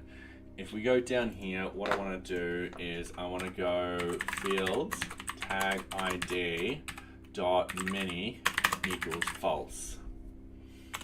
So if there's no context whatsoever in this, we are going to be like, all right, cool. We're not processing this. So wait a couple of seconds, hit refresh. I'm just going to skip over the thing. I'm just going to remove that breakpoint.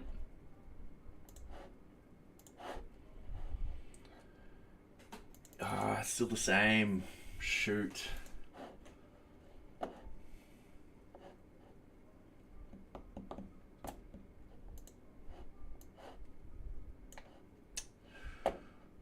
All right, so we got a problem with the tag ID.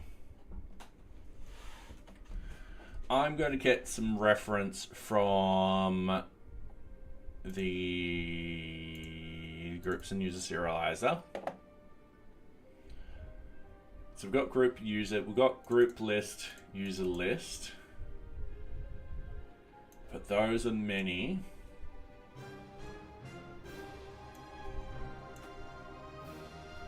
And that's, yeah, all right.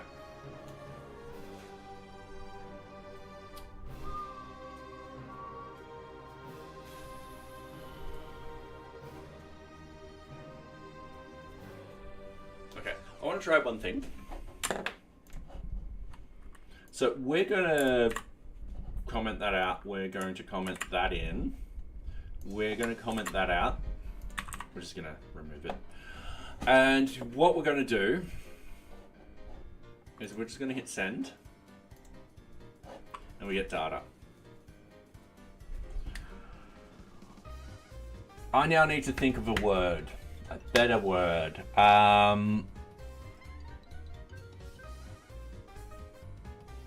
When we're adding, and this is why I'm looking at groups and user serializers. So these, I think I'm going to have tag list.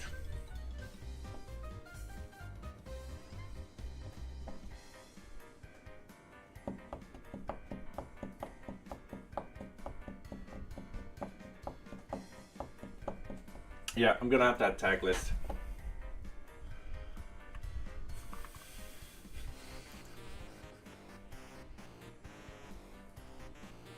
So I'm going to undo this. I am instead going to have tag list So that's going to be required is true, but not in every single case. So this is where I start looking at what I did for everywhere else.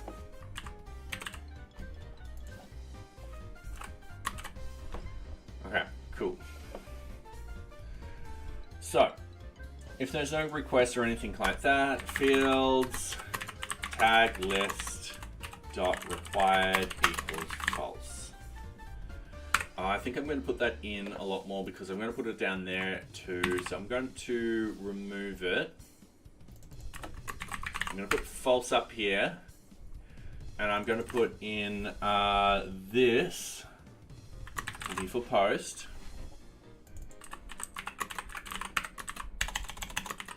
So we only have it true when we're actually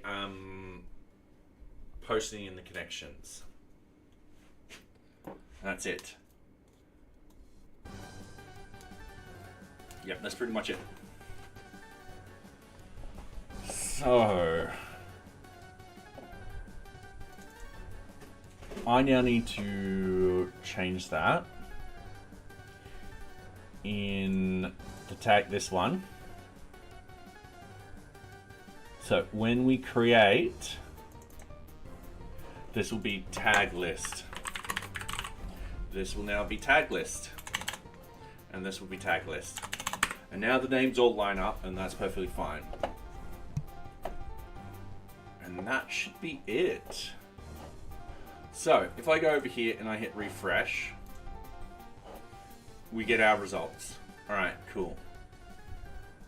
If I'm also going to do the delete one, give me a couple of seconds. I'm going to duplicate this. I'm just going to move this down into here. I'm just going to click on this, and I am going to write tag, and this is delete. Tag. Ah, I pressed the wrong button. Sorry, so used to using Vim, I hit escape, thinking, okay, I'll save it. No. We don't have a tag ID yet. Oh, tag assignment ID. All right, we need a tag assignment ID.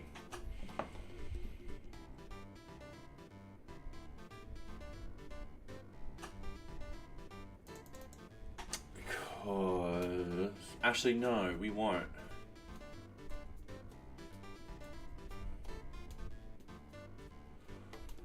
Ooh.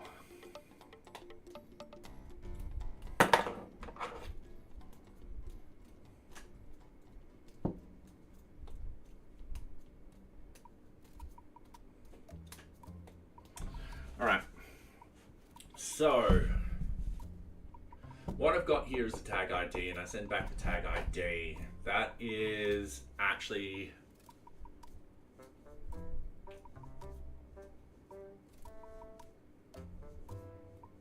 not correct. We should be sending through the tag assignment ID. All right. So going with this,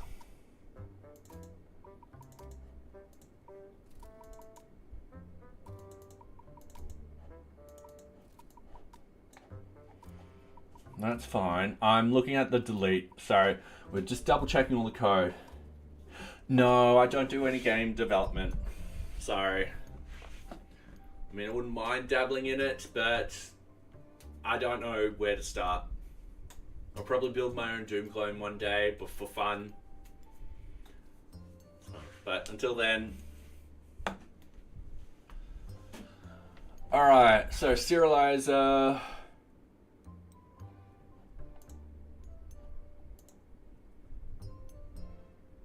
Can you use Pygame with Python to make cool games? I think you can.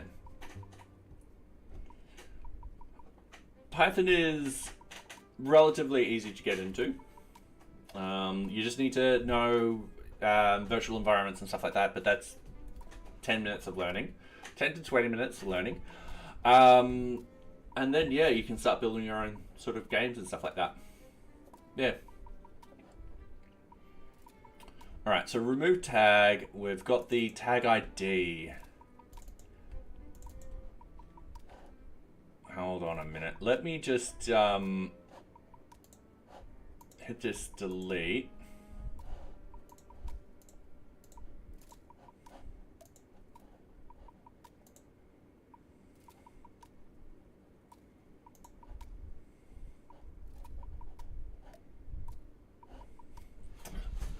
We are deleting the tag assignment, but we're not deleting the tag assignment ID, and I don't like that. I'm gonna change that. So what we're doing is we're grabbing the tag ID and finding anything that connects with that and deleting it, and I'm like, no, that's not how we're doing it everywhere else, and we want to be consistent with this. So what we got to do is tag assignment ID equals PK. And then get rid of that one. Then we want to pass through the tag assignment ID. So that will be tag assignment ID equals serializers dot integer field read only equals true. So yeah. And then it's as simple as when we create get the data, so this particular field up here, we are getting it from there. Oh, I got to rewrite. Sorry, we've got to rewrite this very, very quickly.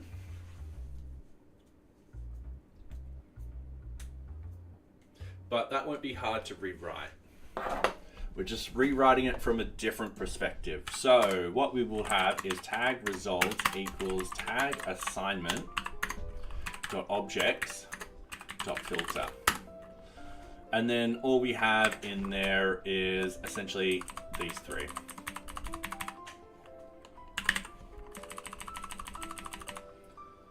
And we then add in the tag ID under underscore is deleted equals false. I'm going to move that up to here because that's handling all the deletions and stuff like that.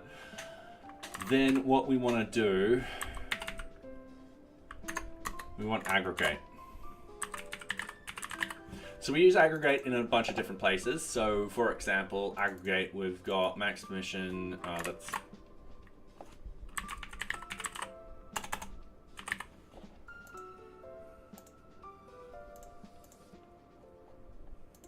I might be thinking of the other one, not aggregate.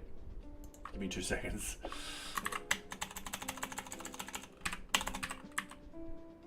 Annotate. There we go. So we use annotate in a bunch of different areas where we're like, all right, these are the particular fields that we're after and this is what they're going to be. So we need our F's and V's. So in here, what we need is we've got tag ID will equal, and this will be, or that will be F. And then we've got tag ID. Just having a look at how I did it again. F.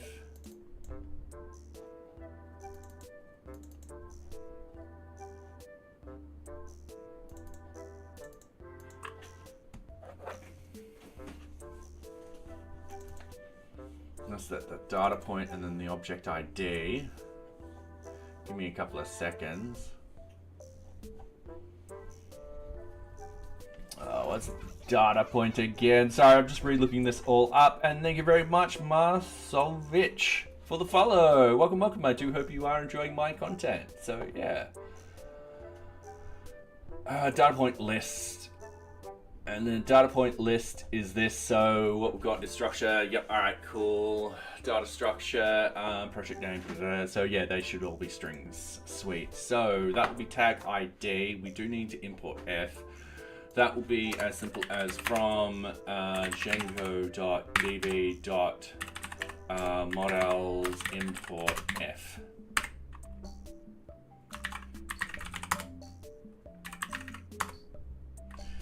So we'll need tag ID, tag name,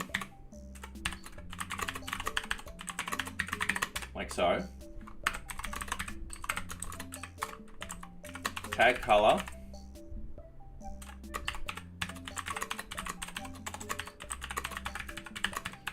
And then tag text color.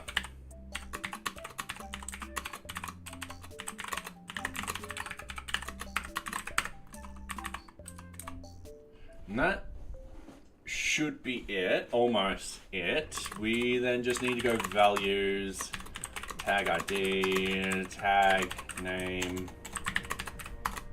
tag color, and tag text color. Alright. That should no longer be needed. And that should be that. And then from all this, we can get tag assignment ID. What the hell? Sorry if you guys noticed it decided to delete a couple of bits of data. That is a big no-no. I don't know why this sometimes decides to do this. Alright, and it thinks I pressed F1. I'm going to hit send. We've got a problem. Oh, yeah, no, that's all right, cool. Yeah, that one we get rid of. And there we go. So now we've got the tag assignment ID. So if we pass that to the front end, what will actually happen is when we delete something, it will actually go, all right, cool, we're deleting that one specific record. We're not deleting a bunch of records, it's just that one record. The reason why we do that is because we're doing that everywhere else. So we should be doing that in this sort of case too. Consistency is key here. So now that we've got that, we're going to delete number 5. So I am just going to save this. I'm going to go with the delete tag. We've got our headers, authorization, body, destination, location, ID. We've got the tag assignment ID. We're deleting number 5, and this I don't need. I don't need that. I just put 5 up here. And it's deleted it. And then if I do that, no tags to delete. All right, sweet. And if I go over into our data, F5, which should be the bugs one, it's deleted. If I delete all of this now, let's do the create. So that, and then it should be tag list. Let's add in 1, and let's add in 2 actually.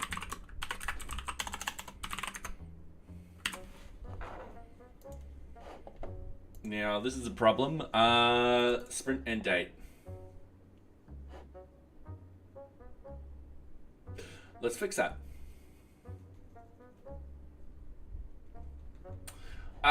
So this particular app I'm using right now is called Postman. It's essentially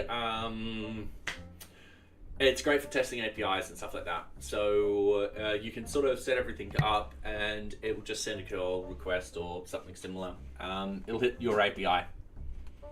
It'll also hit web pages and stuff like that. So you can quite literally copy and import something in the URL, and it'll all paste it out in here. And yeah, it's a good tool.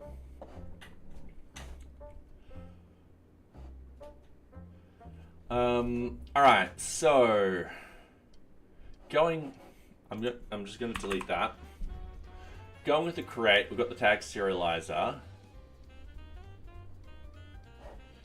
And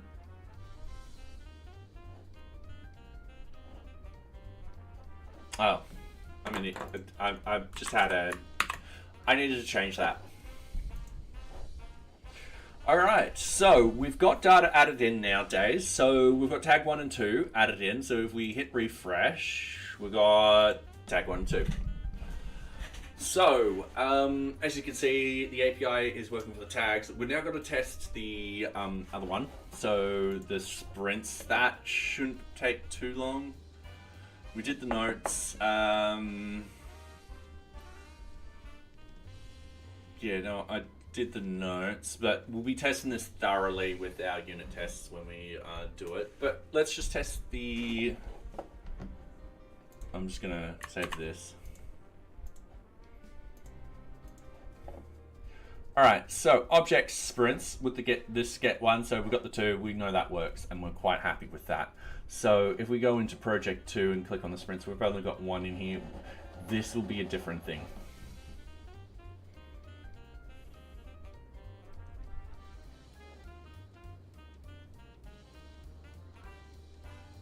Yeah, that's assigned sprint, so that will be a different API call. Yeah. Worst case scenario, we'll fix that in the fixture. So, and we only create sprints, so what we want to do is we want to delete this, delete this. We're just hitting send.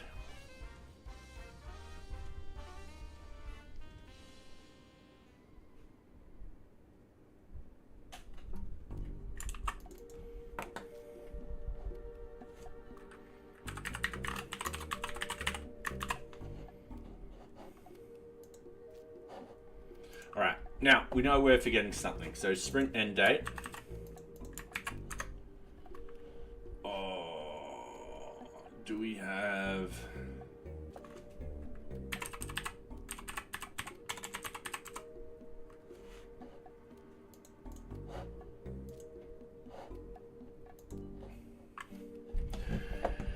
Yeah, it has to be in a specific format. Yeah, it's got to be in a very specific format. So what I'm going to do is I'm going to go over here. I'm just going to go var a equals new date 2010 0101. And we're just going to go a dot get, not date, get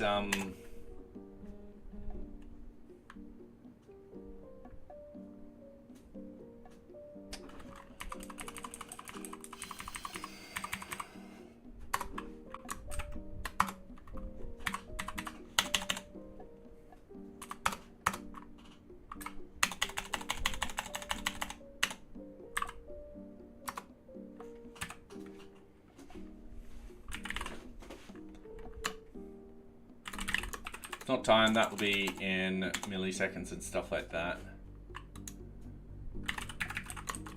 Full year is that.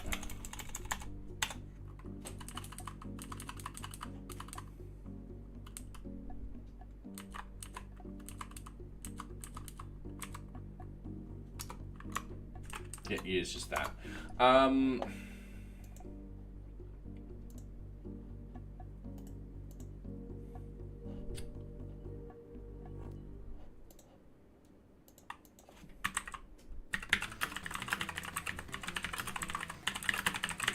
All right, let's have a look at datetime format.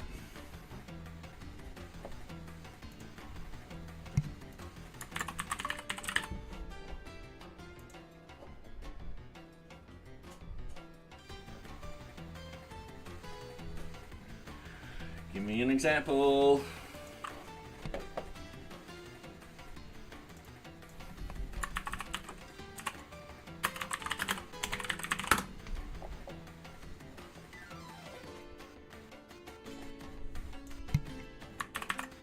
Easy done. All right, I'm pasting that in. I'm going to hit send. Sprint end date doesn't like it. All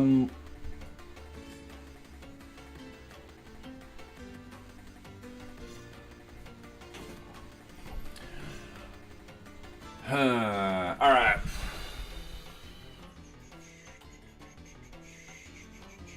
I'm just thinking what else I did for stuff. Let's actually have a look at project team leader. Let's do posting this. All right, so I did this. So I think they're a bit crazy.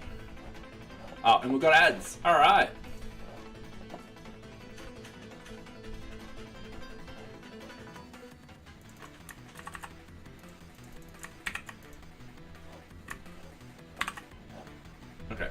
Give me a couple of seconds. Ah, there we go. Add time. All right. Cool. Getting there slowly. So hopefully, yeah. Hopefully I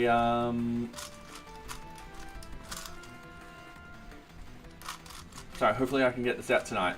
So I did say it'll take me an hour. It's taking me a little bit more than an hour. All right. We've hit this hurdle with the testing. All right. So yeah, we just got to do the testing, and then we're gonna be like, all right, sweet. All right. Let's do it.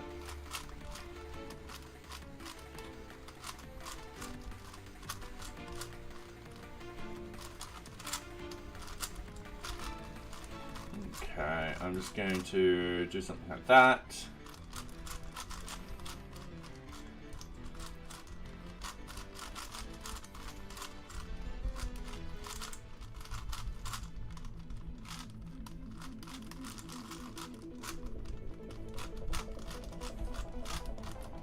Alright, sweet. Oh, how are we done with ads?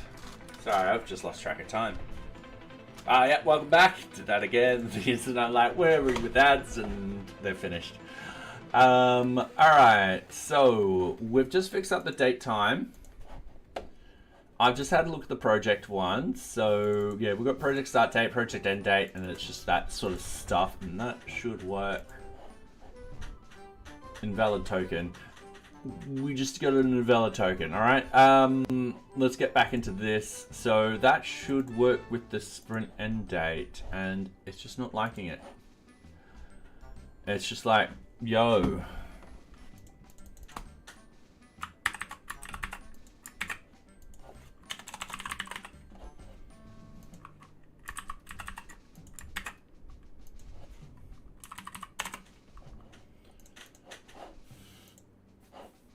Yeah, it's just key error, API, view 0. All right, so what I'm going to do, so I'm going to go back to object data. I'm going to close all tabs. We're fine with all of that. We're going to minimize that. We're going to open up this. We're going to open up NearBeach. We're going to open up the views, APIs, object data. We've got the object sprint. We're going to go, all right, with create, serialize. Cool. And we're just going to hit that send. So we've hit this.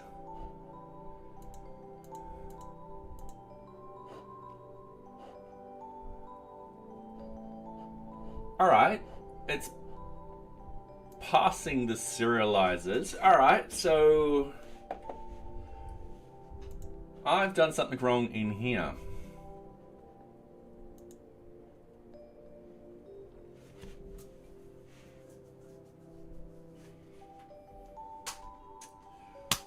So the data doesn't actually contain, All right, I need to edit these so these appear. So not a problem, we're just gonna hit play. This is all fine. What we're gonna do is we're gonna open up the serializers and fix that very, very quickly. So object data, we've got object serializers. What we want is, all right, cool, we've got this. Now, we are creating and we are listing. So read only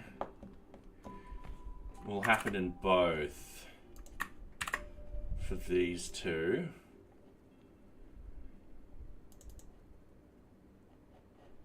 We've got the end date, we've got the sprint name. Also happen like that. So I think I've just got a couple of read-onlys which aren't meant to be read-only. So we're gonna wait a little bit, we're gonna hit play, we've got the breakpoint, we're gonna undo the breakpoint and actually put it down here. We're gonna hit play.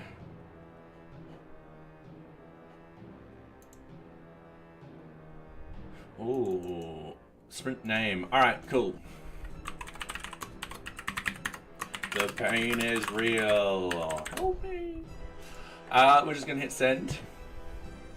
So we make it down here, we hover over the serializer, we open up this, we've got our data, so we've got destination, location, sprint name, sprint start date, and sprint end date, and I'm gonna undo that, I'm gonna hit play, and there we go, it's got everything, it returns back everything, it returns back, the pain is real. Awesome. So, now that we've got that, we're gonna test the get list again. And this is where we've got the sprint name is required and all that kind of stuff when we got the get list. Alright, so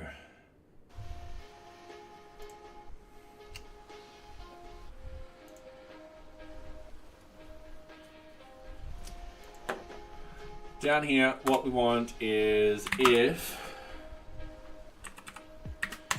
request.context. How do we do it elsewhere? In the tag serializers. Yeah, alright.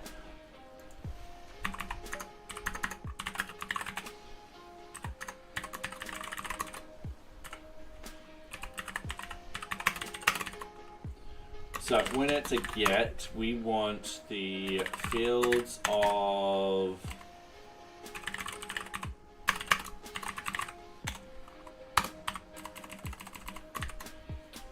so what fields do we want? We want the sprint name.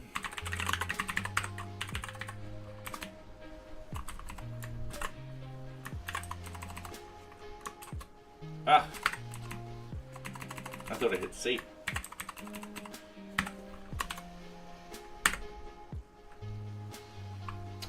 I'll mark this up. Sprint name. I thought I was going to do something smart.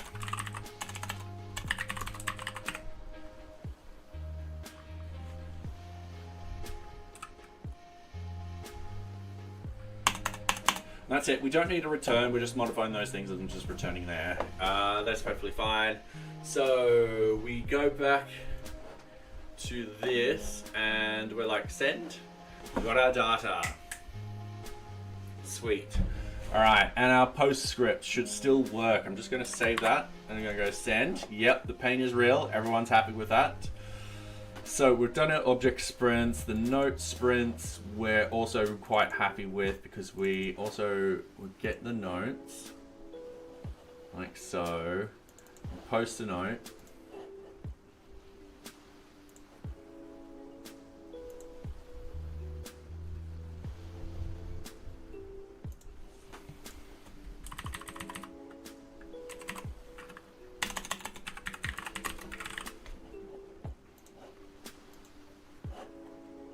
And we delete a note. I'm gonna need the note IDs and stuff like that passing through. Not a problem, we can do that very, very quickly, very much like the tags, we just add them in. So what we want to do is we want to go into the note serializer, we want to scroll all the way up and we just want to have the note object ID.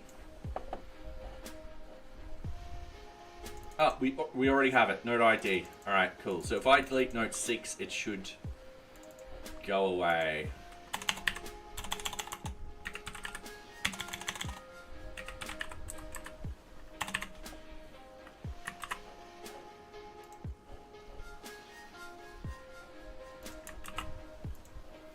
Oh, object note is required. This is why we test. So this is the note serializer. When the method is get, do that. If self.context request dot method equals post. Essentially, I'm just gonna put this one line, paste it in, delete that. That's perfectly fine. That's the same thing. The object note is false. So we're gonna do the same thing here. We're gonna go. Oh, delete, not post. Gotta wait a couple of seconds, hit refresh. Boom, note deleted. Now, in some cases, we delete the stuff and we don't send back an updated list, and then when we do delete stuff, we send back an updated list. So we've got to be consistent with our data. So it might be one thing up for discussion where we're like, all right, let's just send back all data. And I'm kind of leaning on sending back all data. The reason being is there's some cases where we definitely need to send data back, because if we, for example, the groups and users, if we delete a group, it could also remove a couple of the users because they don't exist in other groups. Now we can, if we have enough data sent to the front end, actually calculate that. But I don't want to do that I don't want to send data being like, all right, cool, this is all the users in their groups that they've got access to and stuff like that. I don't want to do that unless it's necessary. So, and hey, Aaron, what's up? We are finishing our API, so which is good. Well, phase 1 or phase 0 of the API.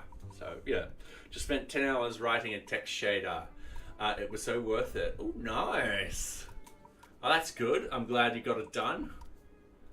So I have not played around with shaders at all. So yes, it's all magic to me.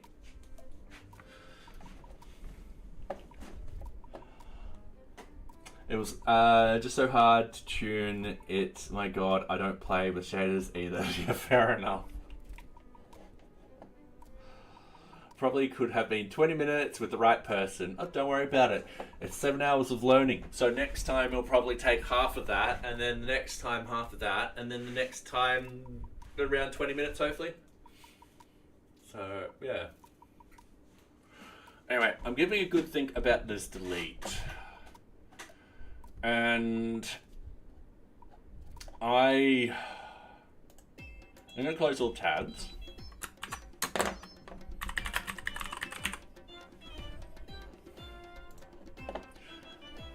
I am going to double check that we're going to send back all the data. So we currently do it for the tag API, the coffee one we're not going to worry about. That's just a joke in there. The group user API, I think we send back data. So let's start from the top.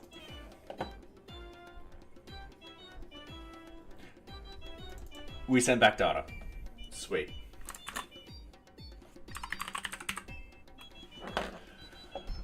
So we've done that. The group and user one, having a quick look. We definitely send back data because, yeah, we get the data and so forth. So forth. With the link API, we don't. So I'm just opening up the link API. So copy we looked at, groups and users, link API, notes. So notes we don't. I'm just going to open up notes. Tags we do, so I'm going to close tags. Tag we look at, copy we looked at, group, link, note, and project. Yeah. All right, project API makes sense. Because it's the higher order sort of thing. When we delete it, we're like, yeah, project deleted, and that's fine. So we're fine with that. It's just these other two, which when we actually modify the data, we want the front end to actually get a modified list. So with this particular one, the destroy, so the create is fine.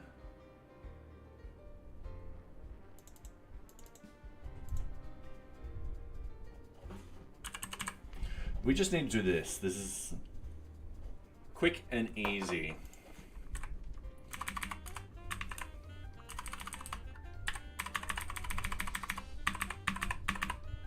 There you go. So you send back a list of the new items. That's easy. With the Note API, we'll be doing the same thing. 1, 2, 3, 4, 5, 6, 7. All right, cool.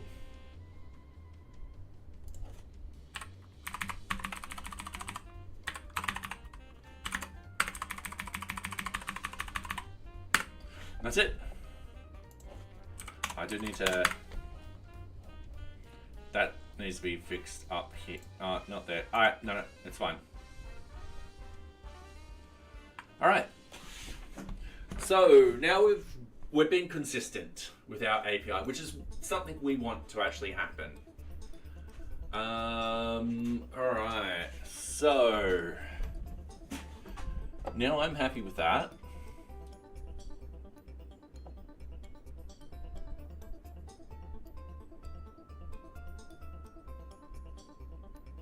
I am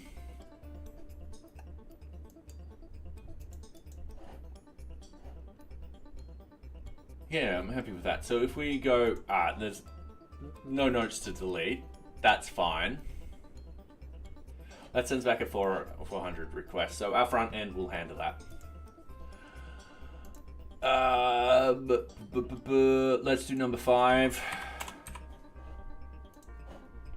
Boom. All right, perfect. So I'm going to say our API is ready for deployment. So what I've got to do,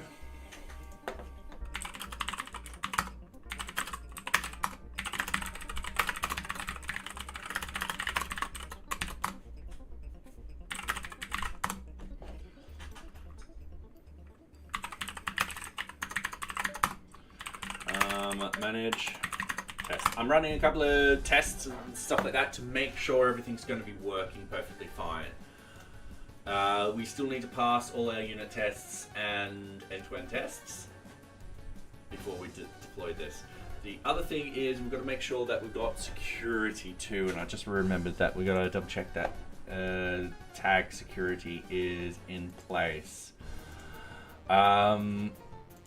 We don't want people deleting stuff that don't need deleting.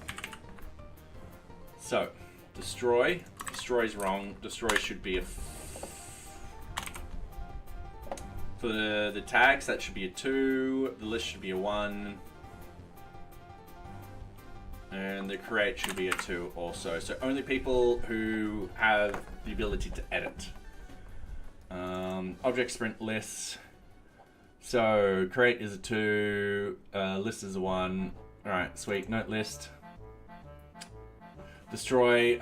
That's a bad mistake. It's a 2 because it's a sub-object type of thing. If you can edit the parent, you can destroy these. All right, cool. Update would be a 2. This will be a 1. Destroy will be a 2. Create will be a 2. Alright, cool. I just need to fix those. So get status, git add, git commit. Fix permission issues around API. Alright, cool. Git push. So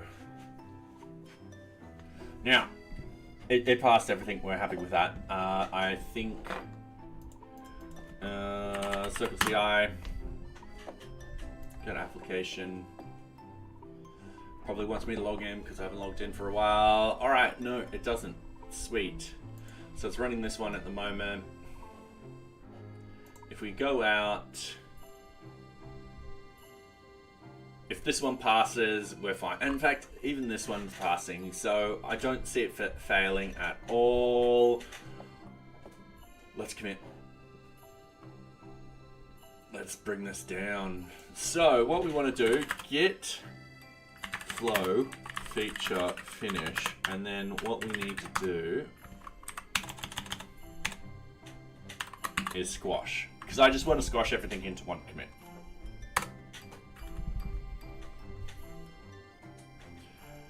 Squash the following. All right, cool. Commit to what I want to do.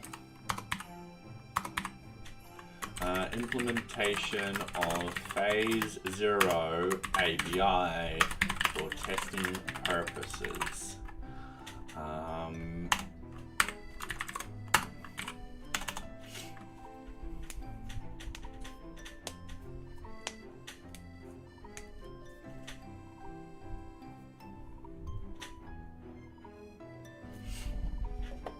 Oh.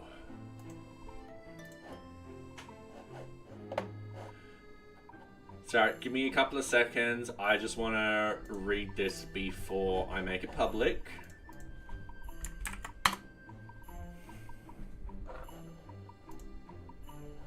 I also got to sign in.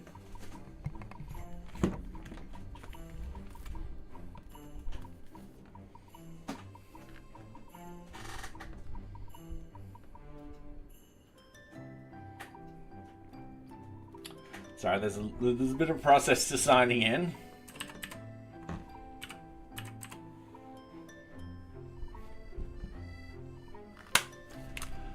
Bump fight. All right, no, that's not a problem. All right, cool. Yeah, just had to check something that has come through. So yeah, we've got a pull request for this, and we're actually going to handle this first. So we've got the depender bot that came in through 3 days ago. That's bumping up our Vite version because there was an issue that has come through. And stacking books on top of cameras because that's in the way. No, I'm going to put that there. That's the smarter decision. Files change. Oh, it's our package lock JSON and stuff like that. Load diff. So that wasn't so hard. Yeah, so it knocks up the version and stuff like that. So I'm going to be like, approved. Submit. Merge pull request. Confirm merge.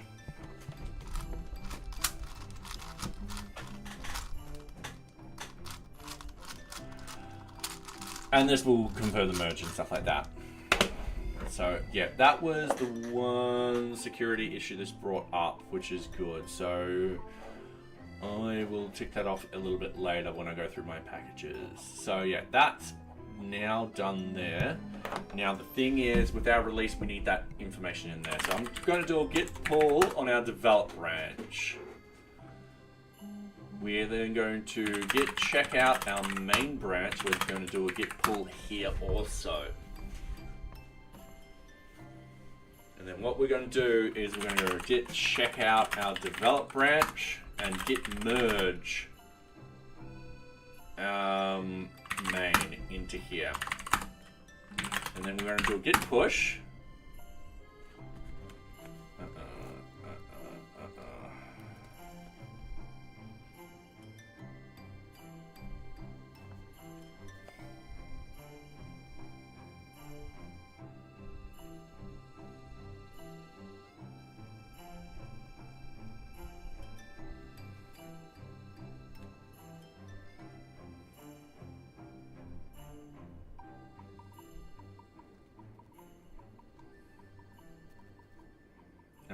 Sorry, just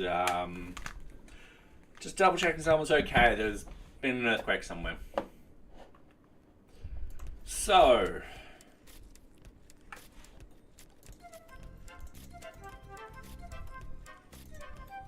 is that just telling me again? Like, oh, another one. Oh.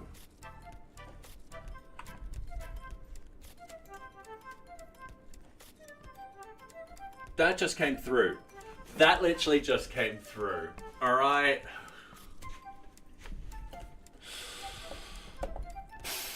All right, cool. Files changed. We will have package lock will be updated in a couple of places. Yep, that's perfectly fine. I'm going to approve this right now. Merge pull merge pull request. So that is now merged in.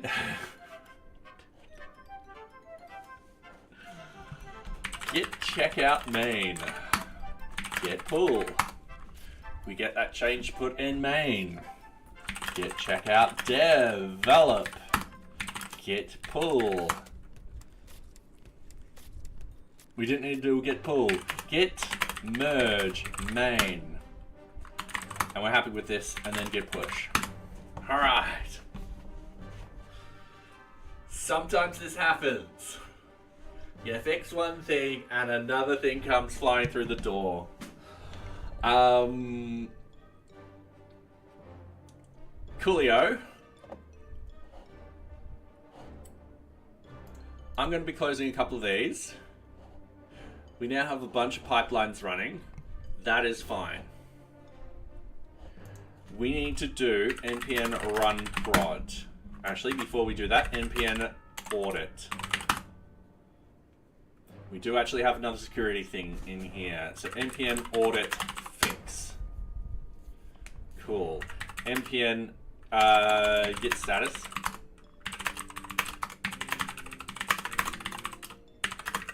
npm audit.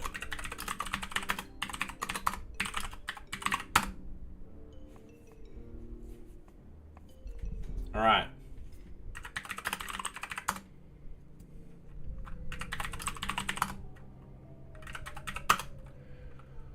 npm run prod. So I'm just alright,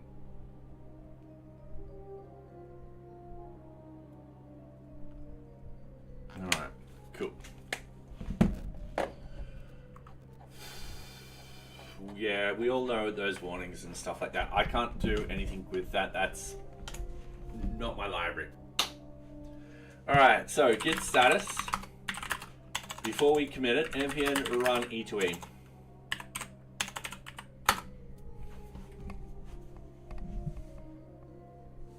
Am I running a local version? Yes, yes I am. Have I deleted stuff? Yes, yes I have. Oh. Users aren't logged in.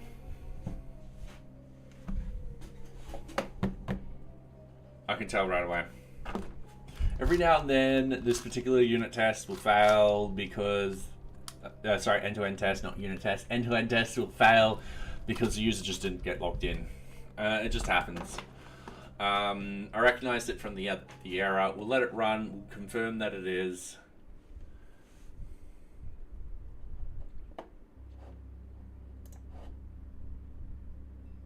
Bump over here.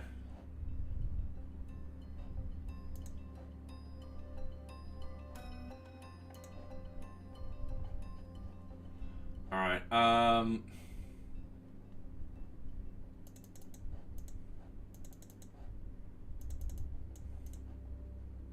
Now this was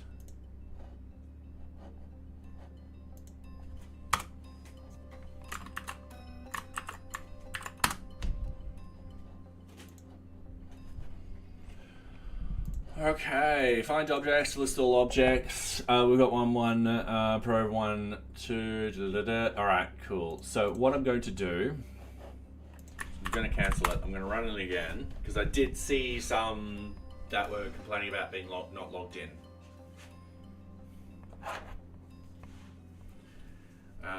So yeah, these tests just take a little while. Ooh, this is mobile Chrome.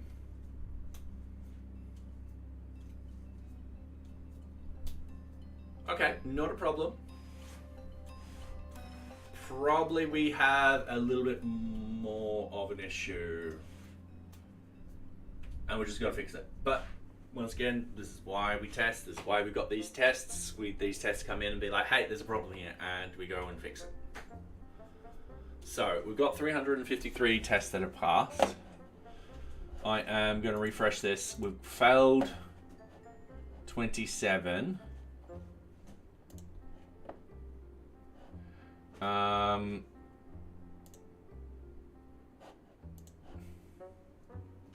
Now, who is this logged in? Before hooks. Team leader. Oh, alright, cool.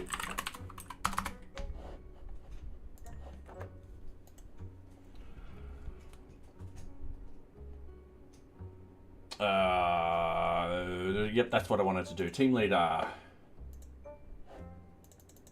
Access denied. You don't have access.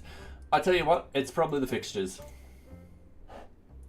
So I'm going to stop this. I'm going to bump over to here. I'm going to cancel this out. We're going to remove the database. That's fine. It is a database we build all the time. We're going to go Python 3 manage migrate. So it's going to build this database for us. And then what we want to do, Python 3 manage load data. This would be part of NearBeach's fixtures, and we're using the basic setup. So the fixtures are there, so we've got set data and so forth there. That's great for end-to-end testing. We're going to rerun the end-to-end tests. And we've got forbidden. Oh. Yeah, everything failed. Oh, and we've got an ad break. Alright, back to ads. Let's find out what went wrong. I've probably done something, but let's not lie. It's probably all me. Goddamn headlights. So, yeah. For those on YouTube, we run ads every half an hour on Twitch, so people who join on Twitch don't get pre-rolled ads, which are ads where you get ads straight away when trying to view a channel. They're horrible. Absolutely horrible. So yeah, we just run out of time. And for those on Twitch, yeah, you won't get ads if, for a number of reasons. So yeah. If you guys aren't familiar, I tend to do something silly like Rubik's cubing or talk a little bit more about NearBeach and where I want it to go. So yes. Alright, we're done that, we're done that, we're done that, we're going to do that and that, and then we're going to check where the ads are. About 30 seconds left. Alright, cool. I need to go yellow on this side.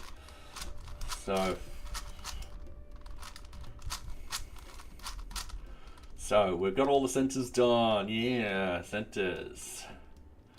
We're feeling quite centered ourselves. That doesn't work as a joke, so yeah.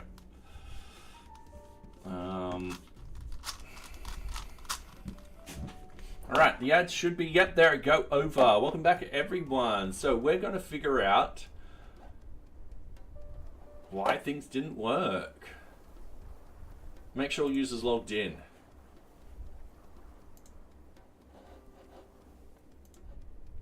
Alright, so I'm just gonna close those.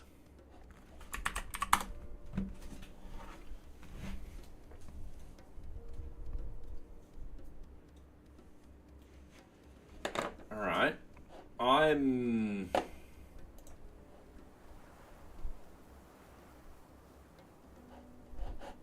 realizing that I have not turned on the local host.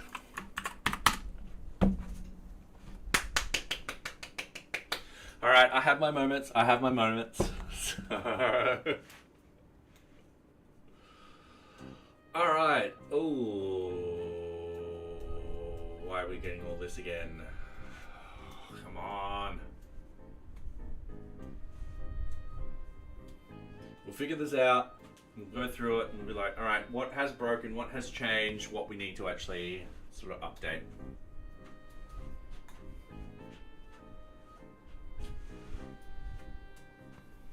Okay.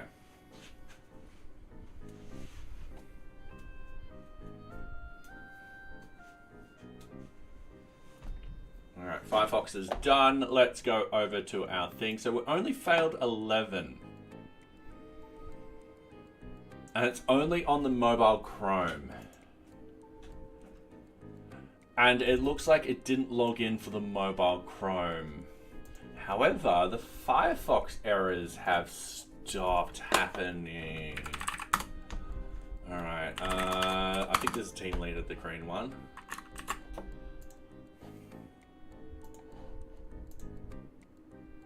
So yeah, this used to bring up errors all the time. It's no longer bringing them up. Alright, so I'm happy to say that these didn't log in for the team leader, the admin stuff. So what we're going to do is we're just going to run them another time.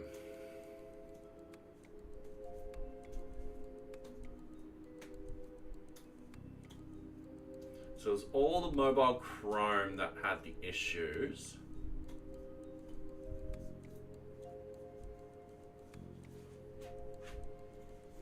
Alright, we're on the Chromium. I blinked and we're on Chromium.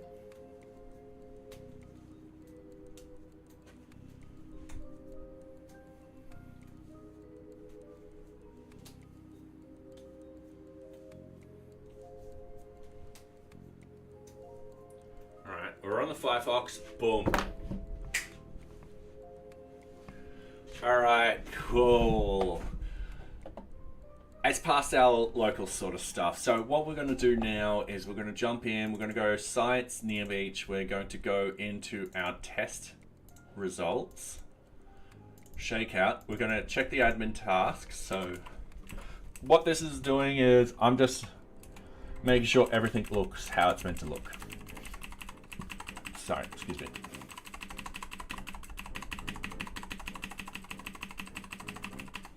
All right, I'm happy. And then we want to do dark admin. we're updated a few things in here. I want to double check everything and make sure we're all happy with it. So I'm all happy with this. And then the team leader should be pretty much the same sort of thing. It's all stock standard sort of stuff. We've done this a dozen times. So yeah, all right. So git status, git add everything, git commit, release 0.31. Now I don't know the number off the top of my head. 64. Wow.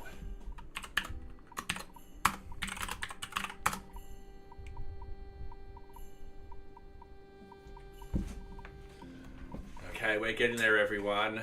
We're getting there. So,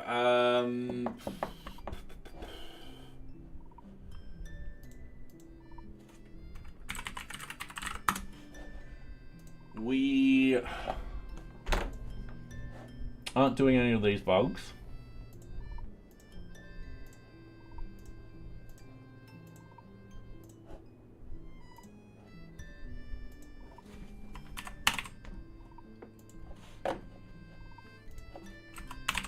That is a better improvement.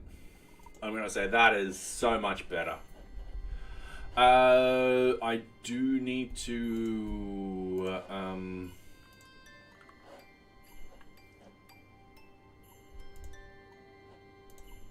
go into custom fields, NearBeach application versions, show archived off, so 64, release archive. All right, cool. We're definitely going to be needing all those versions. So going back to the code, I just click on the U-track. Dashboard is empty. No, it's not. Don't be a silly.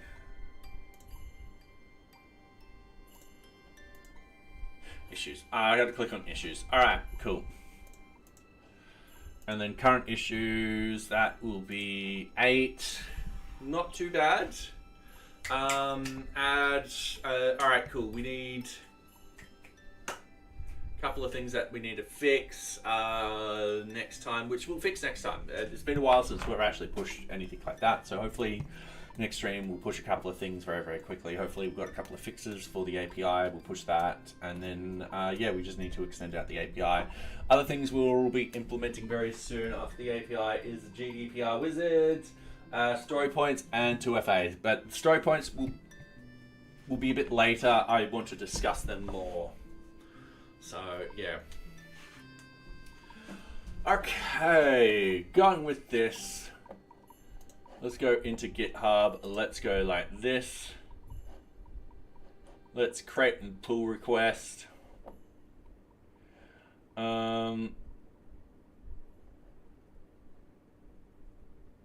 We did a couple of things. All right. So 3 weeks ago, code smell issues and security issues. All right. So up here. New features, phase 0 for the API setup. We've got to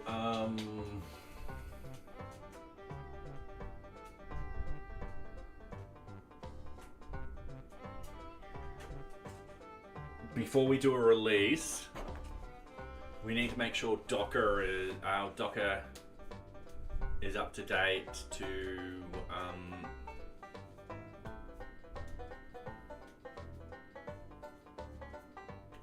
yeah, sorry, there's a few things we've got to do still to get this to work in our Docker environment, and that's just for testing purposes. Phase 0 for the API setup, hidden changes, fixes, to code smells, security patches for libraries used. Alright, that's easy done. We're going to do a create pull request.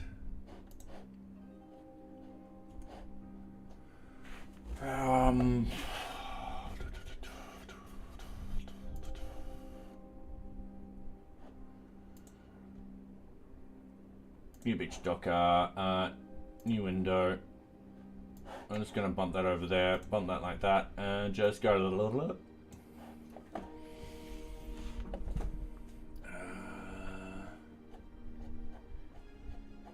Yeah, I'm REST framework. All right, cool. No, I added it in. Git status.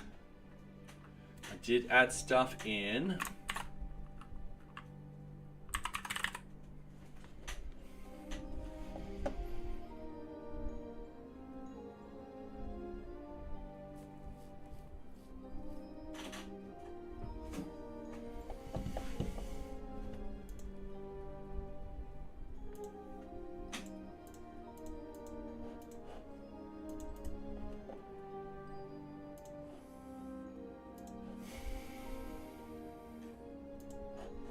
All right.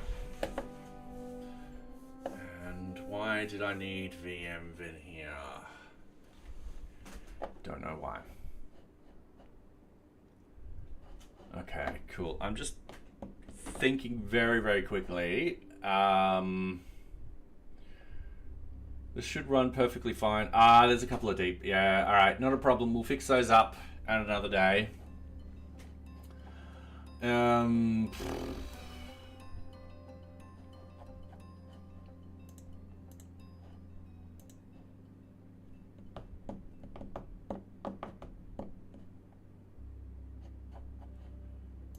Okay.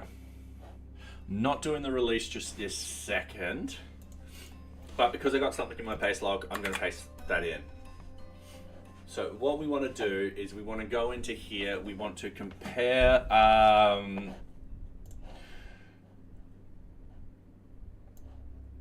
these two. So I'm just going to close this program. I'm going to bump this like this. We're going to switch over to here. We're going to close all of this. We're going to open up this and go Azure for a second. And I want to open up my requirements.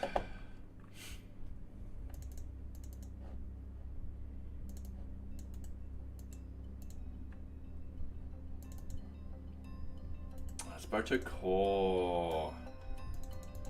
All right, we need to fix this in the near future. All right. That's going to be a bug.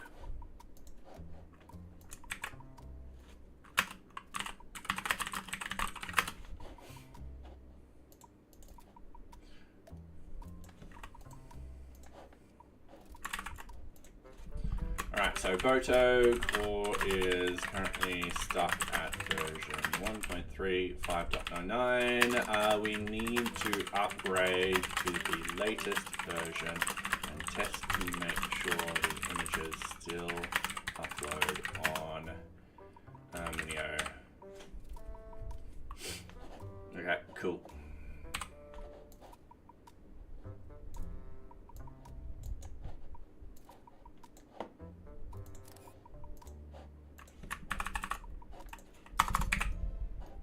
That's actually going to be a critical one. That's definitely going to be a bug. Submitted. That's going to be assigned to me. That's going to be subsystem downloads, and yeah, we're definitely going to put that in the next version. Cool. I like what they've done here. They've made this a lot easier, this whole entire thing.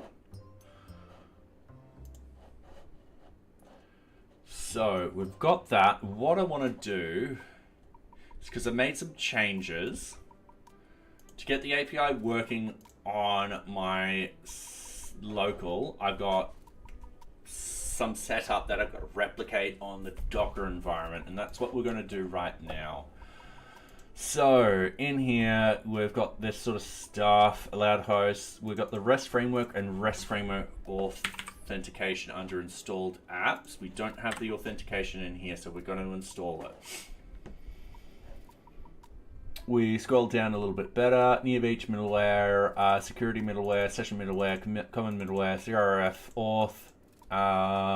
None of that is changed at all. Local URLs, yeah, that's perfectly fine. Templates.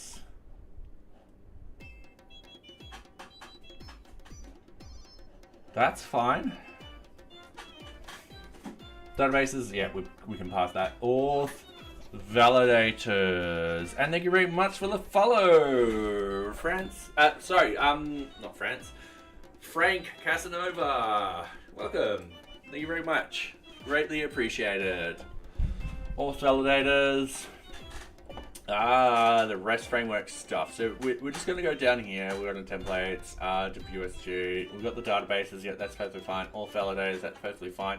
We've got all this. That's perfectly fine. At the end, we're going to put the REST framework sort of stuff. So actually,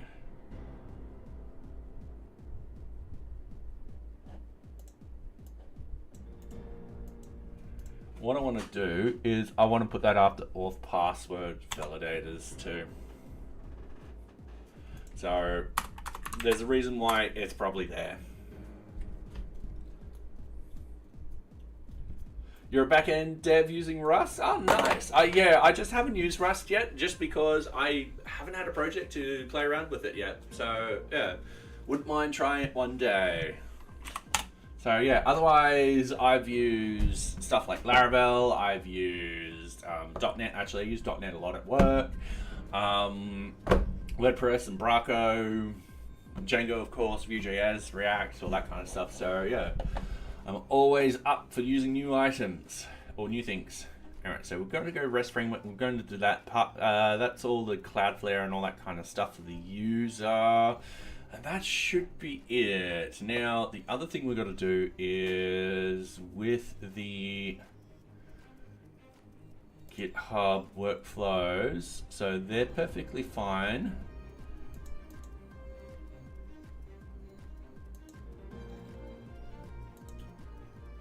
Examples, extra.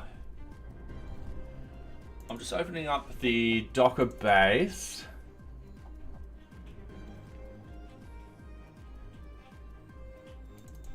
Pip install requests. Requirement text. So I just need to double check in here. Requirement text. We purposely don't have the Azure Blob Storage or anything like that in here. I think we... this is one of the things where on NearBeach, I have forgotten one thing. We're going to need to actually do something naughty. We're going to need to actually edit the requirement files on our main branch. Very naughty. Very, very naughty. So I'm going to leave that open for the moment. I'm going to go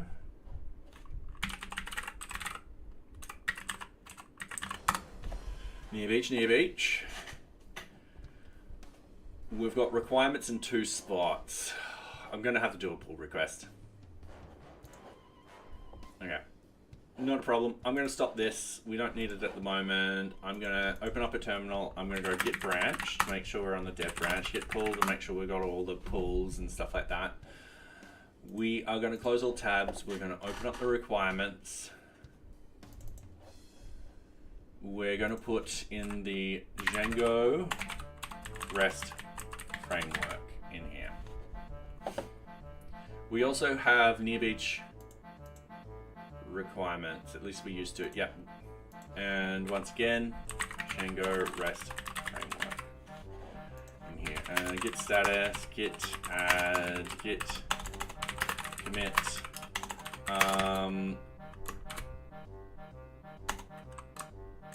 Adding Django REST framework.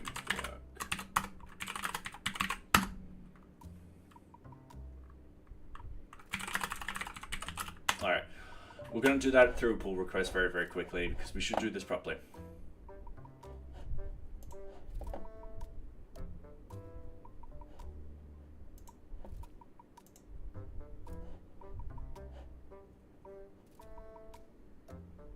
This branch is 1 commit behind main. No.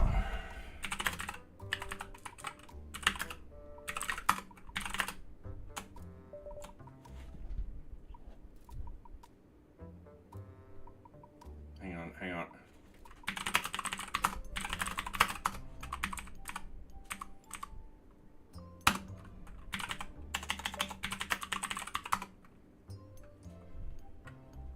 I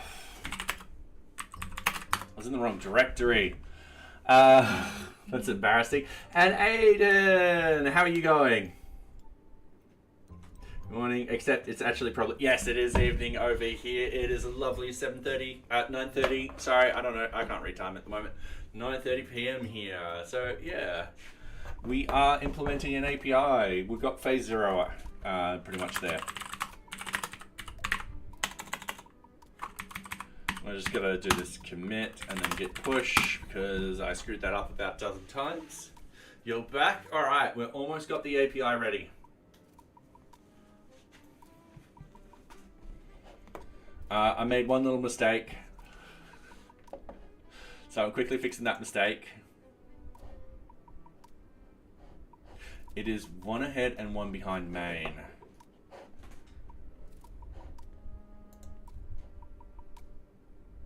Open pull request.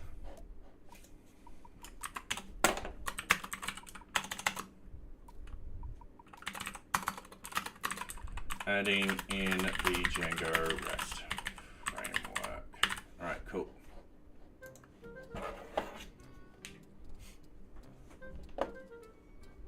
So yeah, this will there we go. All right, so that's been set up. I am just gonna select this, copy this. I'm gonna hit refresh. Actually, no, I'm gonna hit this. I don't trust that. So let's fix up git checkout main, git pull. Okay, let's fix up our branches first. Git checkout develop, git merge main, git push. That's what we needed to do. So that should be perfectly fine. We should do now another release. Cool. 0.31.64. 0.31.64. And when we build this, because we've got the Django REST frameworks in that particular place, we need to actually push and build this first. So git status, git add, git what branch are we on, git commit, enabling the Django REST framework. So we've added the settings. Oh, the URLs. Oh.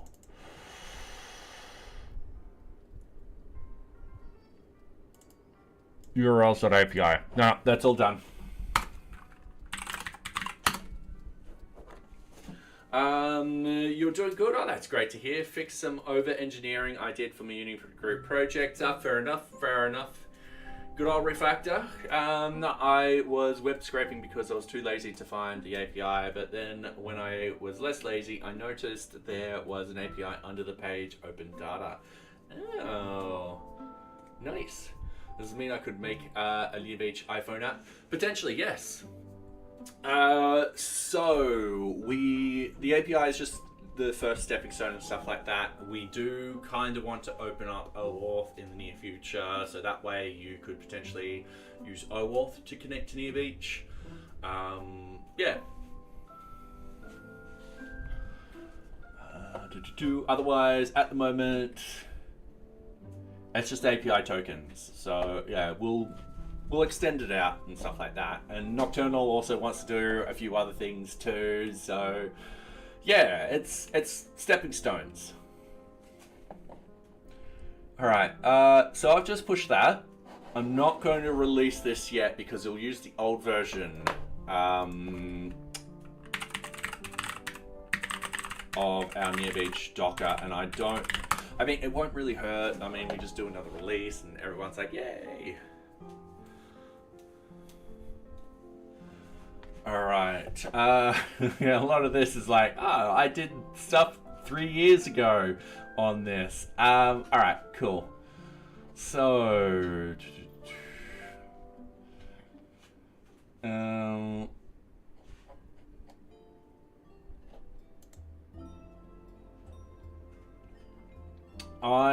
think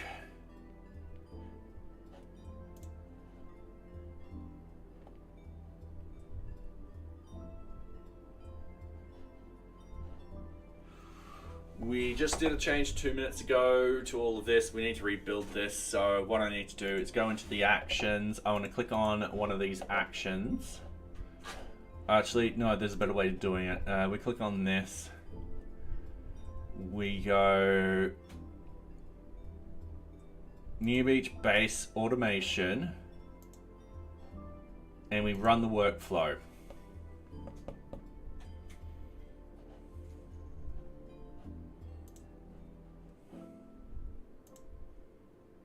And this will take 5 minutes.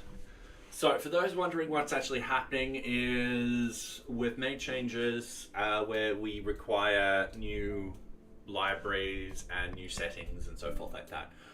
So we have actually, sorry, we're going to enable that. And the idea is this will build the base program. So for all the libraries that we require, we're going to be, I guess we don't really need to run this, but anyway, this will update all those particular libraries that we need, and then when we hit our hit our release, it will use that latest version and stuff like that. Your uni group is kind of scuffed apart from some over engineering from me, from people force pushing to GitHub repos. Oh, to one of them hard coding the DB. Oh, that's a big no. Which was using a root user in a pub. Oh God. Yes, that's a big no. I'm assuming they haven't heard of M files or the equivalent. So yeah.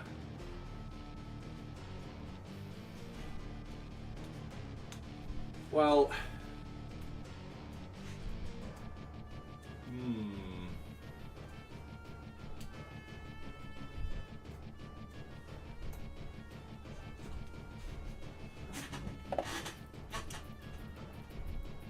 all I can say is damn. But then again, you're at uni level. There are people who don't realize that, yeah, these things can actually be nicked from repositories very, very easily and very, very quickly. So, yeah. Hopefully it's not an API key. So, yeah. Alright, the carpet's a lot softer over here than where my desk is because I stand there all day walking. I think I've worn down the carpet down here. To inform them of how much of an ID 10T they are. For a second I was about to ask what's an ID 10 and then I read it out, don't worry.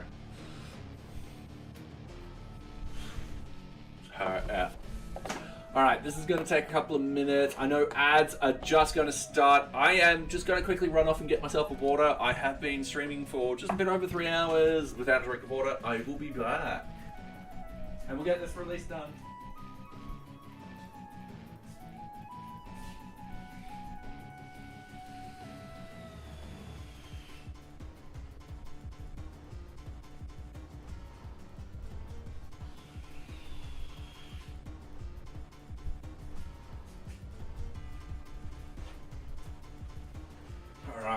So, I'm back.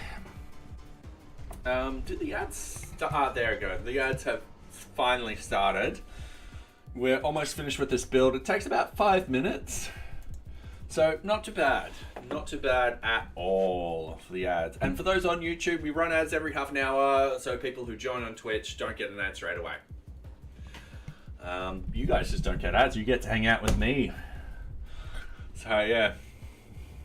The thing with public repos, they hide the API tokens they were using.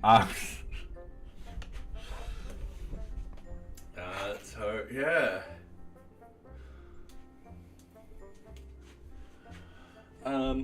There's my chair. Alright. I really need to get a bigger, softer mat. I'm standing a lot more. But yeah, the carpet around here, because I think I've been like pacing and stuff like that, it feels thin. And then over here, it's like, oh, this is so soft. Oh, this is actually really soft. All right, about 20 seconds left. You migrated DV provider and told them not to put them public. Yeah. Yep. That's smart. So yeah. The joys. Anyway, welcome back everyone. So this is maybe a minute off. Completing. Once it's completed, we'll do our release, and then we'll have to actually test it live. Because, you know, you always test in production. Yeah. See if they hard code, but, like, at least don't make it public. Yeah. That's where M files come into play, or the equivalent for whatever framework language you're using and stuff like that. I know, .NET uses user secrets now, and setting them up is a little bit of a pain, but yeah, they can be done. Alright, this is taking a little while. How long did the other ones take? 5 minutes and 23 seconds. 5 minutes 20. Oh, come on. Yeah, I use nice M file, same. Or user secrets if I'm using .NET.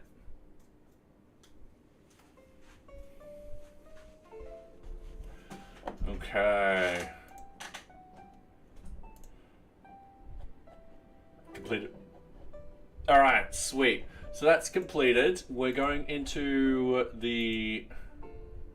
Close that one. We've got the release now open. This is set as pre-release. Create discussion.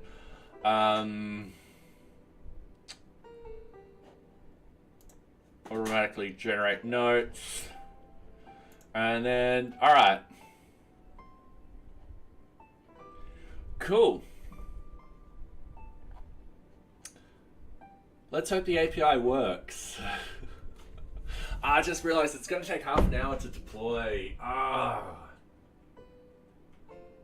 Alright, the reason why it takes so long, for those wanting to know, is we deploy all the static files to our R2 storage, which is our Cloudflare R2 storage, which is our CDN. And that just takes half an hour.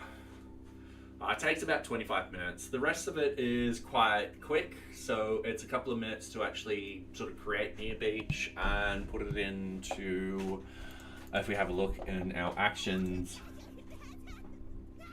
And thank you very much, Chris and Vim. Welcome. I do hope you are enjoying my content.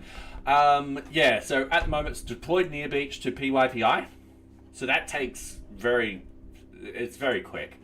However, the deploy static files, that takes the longest. Yeah, that is long, but I think it's because I'm at the mercy of the bandwidth from GitHub to the Cloudflare. So I can't do much about it. And it's not that big. It's seriously not that big. You'll be like, oh, 30 minutes, that must be huge. How much static files are you deploying? And I'm like, it's seriously not that big. Sites, NearBeach, static, properties. It's 48 megabytes. So it's uploading at 2 megabytes per minute. I can't even blame the AU internet because this is Microsoft.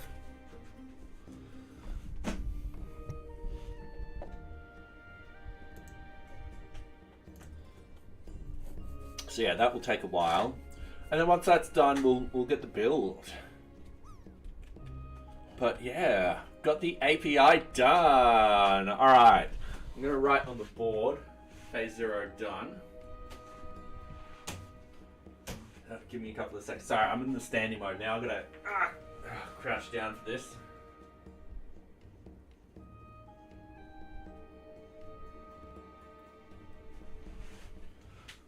Oh, I'm getting old.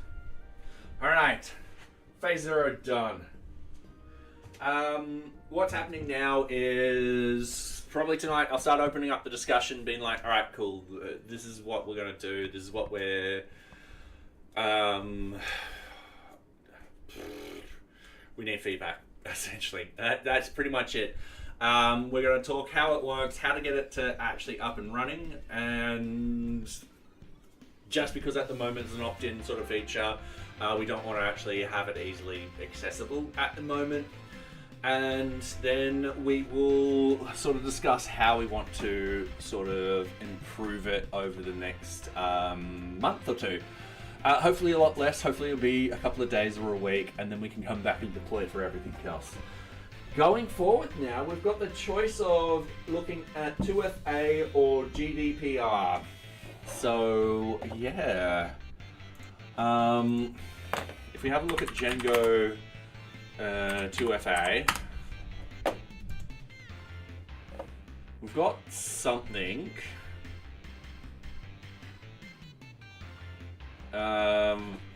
which we could potentially use. So we've got Django one-time password.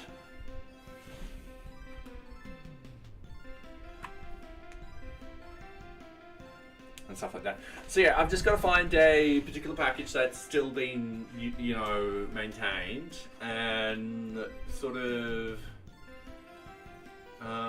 yeah. 2FA will be the easy choice, I feel, since GDPR won't be hard since it's self-hosted. Yeah. Yeah. And a user, because it's self-hosted, a user could easily go in and modify that data manually themselves. Just don't delete because it cascades. We might turn that off when reviewing the database. I feel like we should try and turn that off, because I know someone will come in one day and be like, I'm just going to delete this user, and just delete the user, and it's going to cascade that deletion everywhere.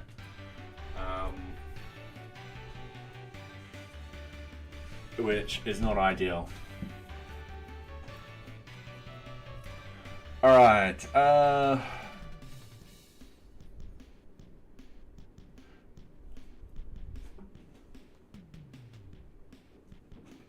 Yeah.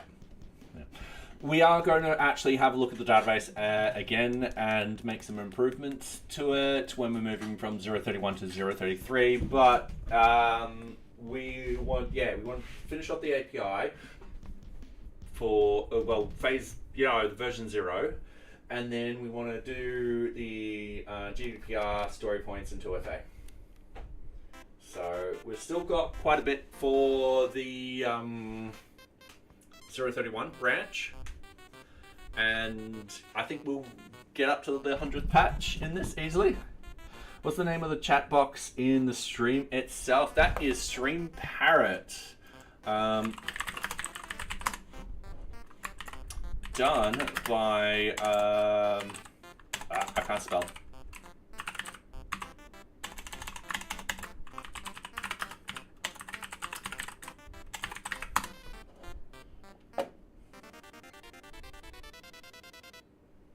I'll see him, Griffin. All right, give me a couple of seconds. Sorry, I'm just gonna shout out.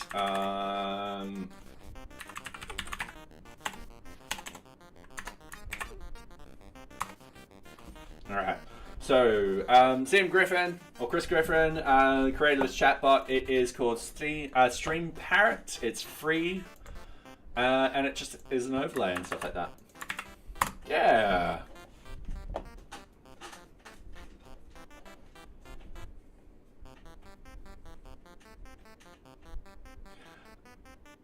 So when OAuth's done, I'm going to try and make a mobile app. Oh, cheers, yeah.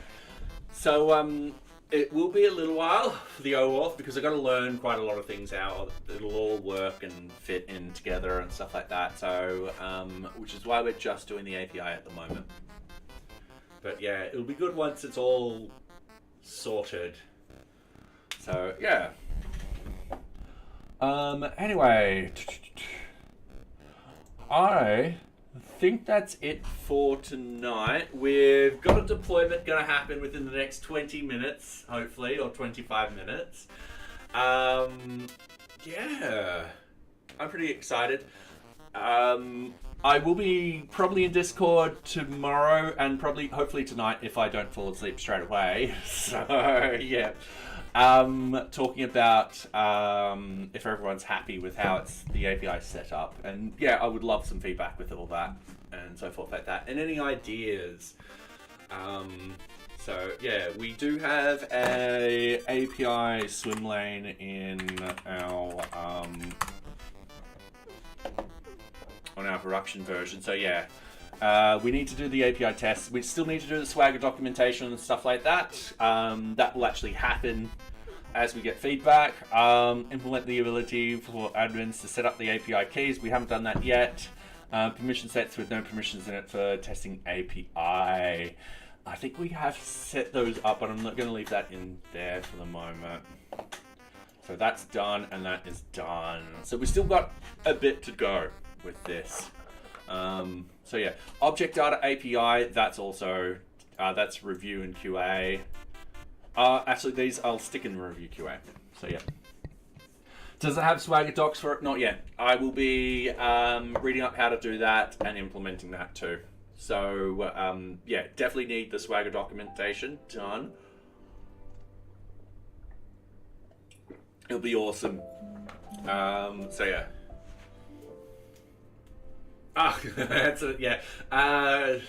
It's the time. It's about, I think you're about 40 seconds behind me or something like that. So yeah, don't worry about asking a question. I understand. So yeah, Swagger is also useful for generating clients. Cool. Yeah. So yeah, I just need to read the documentation and stuff like that. But anyway, it's pretty much 10 o'clock. Let's find someone to raid. This is still going to be a while, so I can't test this live. I'm sorry about that. But hey, we'll find someone to raid. Oh, prismatic div. Someone's just chatting. 3D game. We haven't. Alright, cool. Thank you. That gives me more motivation to keep at it. You know, sometimes it's a bit scary. Alright, cool. So we're going to raid Chinny. He's building a mobile game. He's probably building something else and stuff like that. Actually, no, sorry, I lied. The mobile game's getting ported to Steam and stuff like that. So the idea is very, very simple. You jump over saw blades and stuff like that.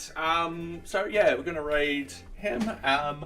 Thank you very much, everyone, for coming tonight. It has been wonderful. I'm glad the API Phase 0 is out the door. Yeah, I'm looking forward to everyone's feedback. So yeah, let's raid Chinny.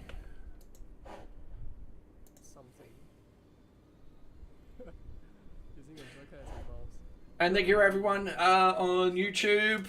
Sorry you can't join our raid, but thank you very much. Don't forget to like and subscribe, and I shall see you guys next time. So yeah, thank you very much.